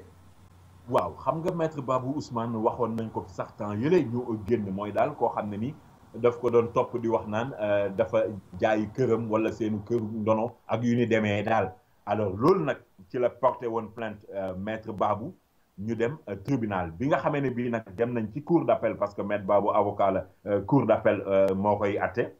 alors foofa comme abus de confiance la ko waa ji toppee woon tribunal ba dafa mujj requalifier fait yi sax defatuñ ko abus de confiance mais escroquerie la ñu ko mujj sopparñi alors bi ñu attee nag ñu daal di teg ci ndoddu maître Babou benn atu kaso boo xam ne nii du ko tëdd parce que sursis la bon ak sursis mais boole ci ñeent fukki junni alamaan yoo xam ni daf koy fay moom ci saase ak itamit nag ñeent fukki million ak ñaar yoo xam ne war na ko jox ndàmpaay ki nga xam ne ni moom la amaloon affaire ba mu porté ko plainte waaye nag maître Babou moom dafa jàpp ne acte boobu daal ni ñu ko doxalee arrangé wu ko ba tax moom dafa daal di def li ñuy wax pourvoi en cassation loolu tamit kon mbir mi dafay wéy ñu topp ba xam bu yeggee foofee tamit lan la ñoo ñuy wax. lan la ñuy wax man de xam naa ni ku chronique avocat la moom du ma ko yóbbu benn justice ndax xam na lu muy wax waaye leneen a ngi nii itam de Pape Aïda Ndiongue ma nga doon tudd sànq dafa am ku mu mbéjoon ci tribunal la wala feneen la dafa mel ni kooku itam atte nañ ko de Pape. waaw Aïda Ndiongue ki mu mbéjoon Ousmane dafa fekk mooy koo xam ne ni dañu ko tuddoon ci affaire jaxaay bi alors mook Aïda Ndiongue ñu doon def confrontation maanaam li ñu naan jàkkaarloo mooy dindi tuuma ci biir loolu nag la ko Aïda Ndiongue mbéjee woon ba ko Aïda Ndiongue mbéjee moom waa jooju moom itamit daal di koy plainte parce que ñu ngi koy wax Kalifatulaay Coulibaly noonu la tudd alors bi mu plaintee Aïda Ndiongue dem nañu nag atte nañu leen alors bi ñu leen atte bu njëkk ba Aïda Ndiongue la ñu joxoon sax xëy na dëgg waaye ci appel bi ñu leen atte alors Aïda Ndiongue dañu jàpp ne def na li ñu naan violence ak voie de fait ñu daal di koy alamaan ñeenti junni ak itamit $1 million boo xam ne ni war na ko jox ndàmpaay ki nga xam ne ni moom la mbéjoon mais li ci bees mooy Ousmane ki ñu mbéjoon te ñu jox ko million ndàmpaay moom dafa jàpp ne daal million boobu ñu ko jox ndàmpaay da koo xeeb dafa tuuti ba tax nag moom mu dal di yóbbu mbir mi ci appel parce que moom dafa jàpp ne lu bon Aïda Ndiongue war na koo mën a jox $20 million ndàmpaay ci mbéj bi nga xam ne bi moom la ko mbéjoon kon nag Ousmane moytul mbéje bul dóore. déedéet du ma mbéje mukk du ma ko def Pape dañuy dellu ci bu mujj bi lii nag moom waxoon nga fi lu mel ni ca ay bis gay jàll dafa mel ni daal dafa mel ni gaa ñi dañ koo bëgg a xewal muy xewit woo xam ne bii day fa muy jëm du baax de Pape. non du baax Ousmane parce que lu tiis la ndeysaan ñetti xale yu góor yoo xam ne collège la ñu nekkoon ñoom ñoo lap ci géej gi nga xam ne bi moom moo nekk Caaroy géej ndax ñoom tamit dañu demoon di sangu ji ndax temps yi réew mi dafa tàng waaye gis nga fa mu mujj lap la ñu def ñàkk seen bakkan ñu ngi leen di wër ndax ñu mën a gis néew yi yaa ngi koy wax ci ndoorte li fan yële ñu génn gis nga mi ngi dëppoo woon ak bi laayeen yi di def seen appel ci la amoon tamit ñetti xale yu jigéen yoo xam ne nii ñoo bokkoon benn classe bokk benn école ñoom tamit dañu ne woon appel ba la ñuy dem fa romb appel ba dem naan dañuy sangu ji géej fa ñu doon sangoo géej fa la ñu labee ñoom tamit ñàkk seen bakkan nga gis ne rek kon Ousmane waajur yi war nañu gën a mën a bàyyi xel xale yi ngir di leen tere géej wala boog di leen yee ci la leen mën a fekk wala la leen mën a dal ci sangu géej ndax suma maam moo daan wax géej amul bànqaas moom boo naree dem amoo fenn foo xam ne nii fa ngay mooy pour mën a mucc kon nag xale yi bu ñu mënul ñàkk dem géej ci jamonoy tàngaay yi ñu nekk tamit wax dëgg yàlla war nañoo mën a yem ci tefes gi di as di sotteeku moo gën lap. jërëjëf Pape ñu ngi lay sant di lay gërëm di lay ñaanal jàmm di sàkk ci yow nga ñaanal nu jàmm di lay wax jàmm ak jàmm rek ba àjjuma dikkati. di la gërëm di la sant Ousmane di gërëm Fallou Dieng di ko sant moom it ak mboolem déglukat yi ak ñi dul déglu sax di leen ñaanal nag yàlla defal ñu jàmm ñun ñëpp may ñu jàmm ak féex te tamit ak tuut soo xam ne nii dana nekk ci poos yi bu ko defee xel yi mën a dal ndax suñuy jaamoog suñuy yitte mën a mat. rajo bi nga xam ni mooy rajo africain yi man moom rek laay déglu Salam Diallo. kon mbokk yi ba léegi yéen a ngi déglu rajo African Time ci WP 89 AM ci New York.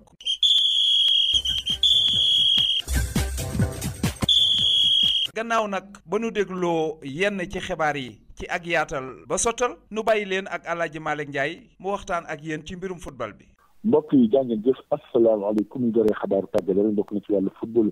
kii di Sepp Blatter ne wax na ne kat moom dafay tekk ndomba tànkam waaye nag day def nag ba ñu amal congrès décembre 2015 bala mars 2016 kii di président FIFA wax ne kat moom talaata bi yemoon ñaari fan ci weeru juin ne kat moom nag amul benn yoon boo xam ne jàppale nañ ko ci wàllu football bi wax na ne sax moom nag dafay jóge fii nga xam ne rek moom moo nekk ci FIFA loolu li ko waral rek moom mooy yu bees yi nga xam ne am na nag ci wàllu gerjaam fële ci FIFA jëm nag ci wàllu coupe du monde 2010 daanaka Afrique du Sud ñu jàpp ne kat dañoo Afrique du Sud dañoo jar ñi nga xam ne waa FIFA yi ñu joxe ñu amal coupe du monde atum 2010 Jérôme Walk ñi nga xam ne nag moom nekk na ku jege rek ci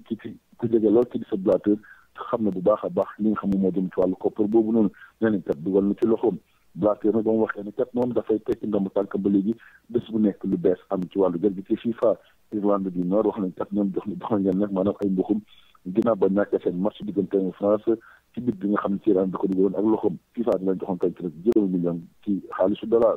Maroc tamit ñu ngi koy joxañ baaraamu tuuma nañ Maroc moom nag joxewoon na sax maanaam jéem a gar li rek amal coupe du monde 2018 bi nga xam ne ca France la mujj amee woon dem bi nga xam ne nag Blatter dem na ko ñu bëri rafet nañ ko jëm ci wàllu football ku ci mel ni Pape Diouf nekk comme président bu Olympique de Marseille nee na kat dem googu Pape Diouf dem googu nag Blatter dem day tax rek football bi gën a tegu ci yoon UEFA ak tamit nga xam moo ko jël di Michel Platini rafetlu nañ bu baax a baax décision bi nga xam ne Sepp Blatter daal dina koy jël donte sax Blatter dem na waaye nag ba léegi rek yoon ci Amérique ñu wéyal liggéeyam ba léegi am na sax yenn responsable FIFA yi ba yoo xam ne ba léegi rek yoon Amérique ñu ngeen di bàyyi xel ba léegi tey jii nag gën a indi coow ñu moo jëm kam wuti Blatter ñu jàpp ne kat ki di Prince Ali Hussein ak tamit ki di Michel Platini ñoom la ñu ruumandaat ñu wax ci wàllu football ak éliminatoire CAN 2017 Sénégal war a sëgg ak Burundi fukki fan ak ñett ci weeru juin gaynde amoon na seen tàggat bu njëkk démb nag ci stade Léopold Sédar Senghor tàggat boobu nag dañ ko ubbiloon public bi Aliou Cissé na liggéey na bu baax a baax ci li nga xam ne moom la efficacité devant les buts bi galo bi jeexee nag Oumar Ba coach àdduna moom def na le point leeral na tamit li tax mu ñëw ci équipe nationale bi nee na kat du adjoint Aliou Cissé waaye dafa ñëw jàppale kii di xaritam loolu nag fédération sax gën nañ ci lu jëm ci benn bataaxal ñu jàpp ne Sénégal ak Burundi moom mooy nekk match officiel bu njëkk bu Aliou Cissé bu muy amal nag ak équipe nationale gaynde sax di war a am tey dina jëngante xaritoo seen diggante équipe locale bi juróom benn gaynde rek ñoom ñoo teewagul ba léegi ñu wax ci wàllu coupe du monde U20 Sénégal war a amal ñetteelu matcham ci poule C bi tey ci guddi lay doon digganteel ak Qatar Sénégal rek gagné moo ko war waaye tamit ñaan kii di Colombie Portugal daal di koy gagné Sénégal moo jël troisième place bi ginnaaw Colombie ak tamit Portugal ñu wax ci wàllu Ligue 1 bi ak Ligue 2 bi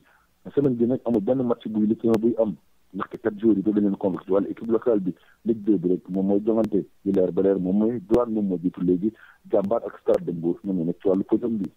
Jeanne d'Arc bu Dakar raw di GIA moom mu ngi ci 4e division ci loo xam ne kat bettul kenn équipe bi am ci ay jafe-jafe yu tar ay at yi nii ak tamit xiiroo picc xaw ñaayoo bu am ci équipe bi ñu jàpp ne kat taarix football bu mag ci biir Sénégal moom moo daan fu mu toll nii dañ ko jeexale wàllu làmb Sa Thiès gagné la Lac Rose dimanche ci stade Demba Diop combat boobu noonu ñu ko duggoon Moussa Sy ñaari Parcelles Assainies su ko doon tëgg nag moomu nekk Abdou Fall promoteur bi sax wax na ne kat fi mu toll nii mu ngi dox diggante bi di Bordeaux ak Balla Gaye 2 mu nekkoon El Hadji Malick Ndiaye fii ci Dakar pour African Time.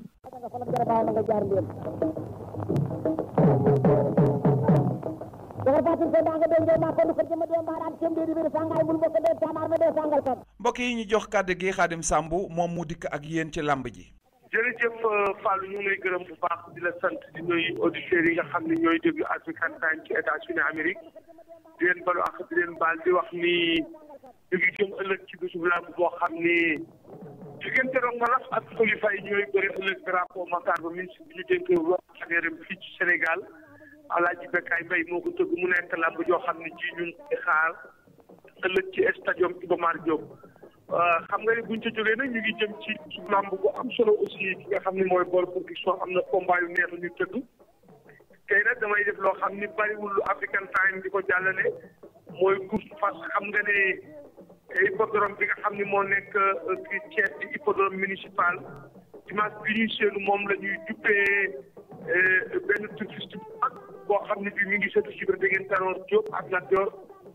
muy nga xam ne kii mooy Ndiaw ma ko la ñuy tudde hippodrome bi hippodrome boobu nag lañ ci tudde ki nga xam ne kii mooy Alaaji Badara Lo donc te nekkoon touriste bu mag nga xam ni am na ay gagnant yu bari yoo xam ne Alaaji Badara Lo yeewoon na ko loolu dimanche lay am waaye nag buñ ca jógee Fallou ñu ngi jëm nag ajjuma yi tey ji bi dellu seeti ajjuma ci ñuy seenu incha allah ñu ngi jëm ci làmb ju mag ñoo xam ne Ligue Nicolas moo ko tëgg tudde ko ki nga xam ne mooy Santos mag boobu di ko ci diggante Sarko ak ki nga xam ne kii mooy xele boobu nga xam ne mooy Siteu muy am ajjuma ci stade Demba Diop nekk làmb ju mag yoo xam ne ci ñu ngi koy xaar diggante Siteu rek ak Sarko combat la boo xam ne bii man nañ wax ne ci fukki combat ak yu topp yi nga xam ne Siteu def na ko mu ngi door a am adversaire potentiel muy Sarko ndax ci Sarko wàllu endurance ak mën a xeex ba pare mën a bëre mu nekk làmb joo xam ne ci ñu ngi koy xaar waxoon naa lay itam ne ragal nañu ne diggante ki nga xam ne kii mooy Bombardier bu Mbour B52 ak ki nga xam ne kii mooy Modou Lo combat boobu xeeñul neex parce que fi mu ne 80% ci Sénégal nañu jàpp nañ ne combat boobu du am ndax gis nañ ne daal waxatuñ ci ñu ngi xaar nag ba xam wane ni fi mujjee ci bët buñ jógee nag aj Sarko am nañu bésu làmb bu rëy boo xam ne bii am nañu bésu course aussi boo xam ne bii mooy ndar képp course bi muy grand prix chef de l'état muy am ci hippodrome bu mag boobu ba tey nekk grand prix boo xam ne bii open bi maanaam kenn ku nekk nga engagé mënu 200 300 ak mbayaar ñooy dewandoo bu ko defee nag fu fekkee dañ leen di beral catégorie loolu daal mooy li nga xam ni moom la ñuy xaar ñu ngi xaar combat bi gën a rëy ci li des ci saison bi fii ñu um ko mooy Siteu ak Sarko Ligue Nicolas moo ko tëgg Ligue nag wane na ba tey fàllu ni promoteurs yi am na fu mu wuuteeg ñoom ndax saa boo xamante ni bii li gën a ci arène bi rek ñu gis ay sponsors yu bees jërëjëf Fallou ñu ngi lay gërëm bu baax di la sant nuyu képp ko xam yaa ngi déglu African Time foofu ci États-Unis Amérique di leen jox rendez-vous incha allah ajjuma ak jàmm muy nekk bés boo xam ne bii mooy nekk Siteu ak Sarko bu neexee yàlla di ngeen ko mën a dund di ko Sénégal di dundee incha allah Khadim Samb doon jokkoo ak yéen pour African Time fii ci Dakar Sénégal. balaa ñuy jeexal programme bi dafa amoon yëgle bu jógee si Serigne Baydi Amar moom moo ngi New York si 110 Saint-Nicolas appartement 2A ku ko soxla woon mën nga ko seet si wala nga woo ko si 646 714 5266 646 714 5266 jërë ngeen jëf. jërë ngeen jëf mbokk yi ci jokko bi ak rajo African Time lii nag mooy li fi dikkoon ci ay xabaar te nu mën leen ko jottali kon nag Ousmane Lo ak Fallou Dieng ak ñi nu àndaloon ci njiital Dame Babou ñoo leen di tàggu te di leen balu ak di leen ñaanal jàmm ak xéewal tey sàkku ci yéen nag ak ñaan di leen tàggu ba beneen ajjuma dikkati ak jàmm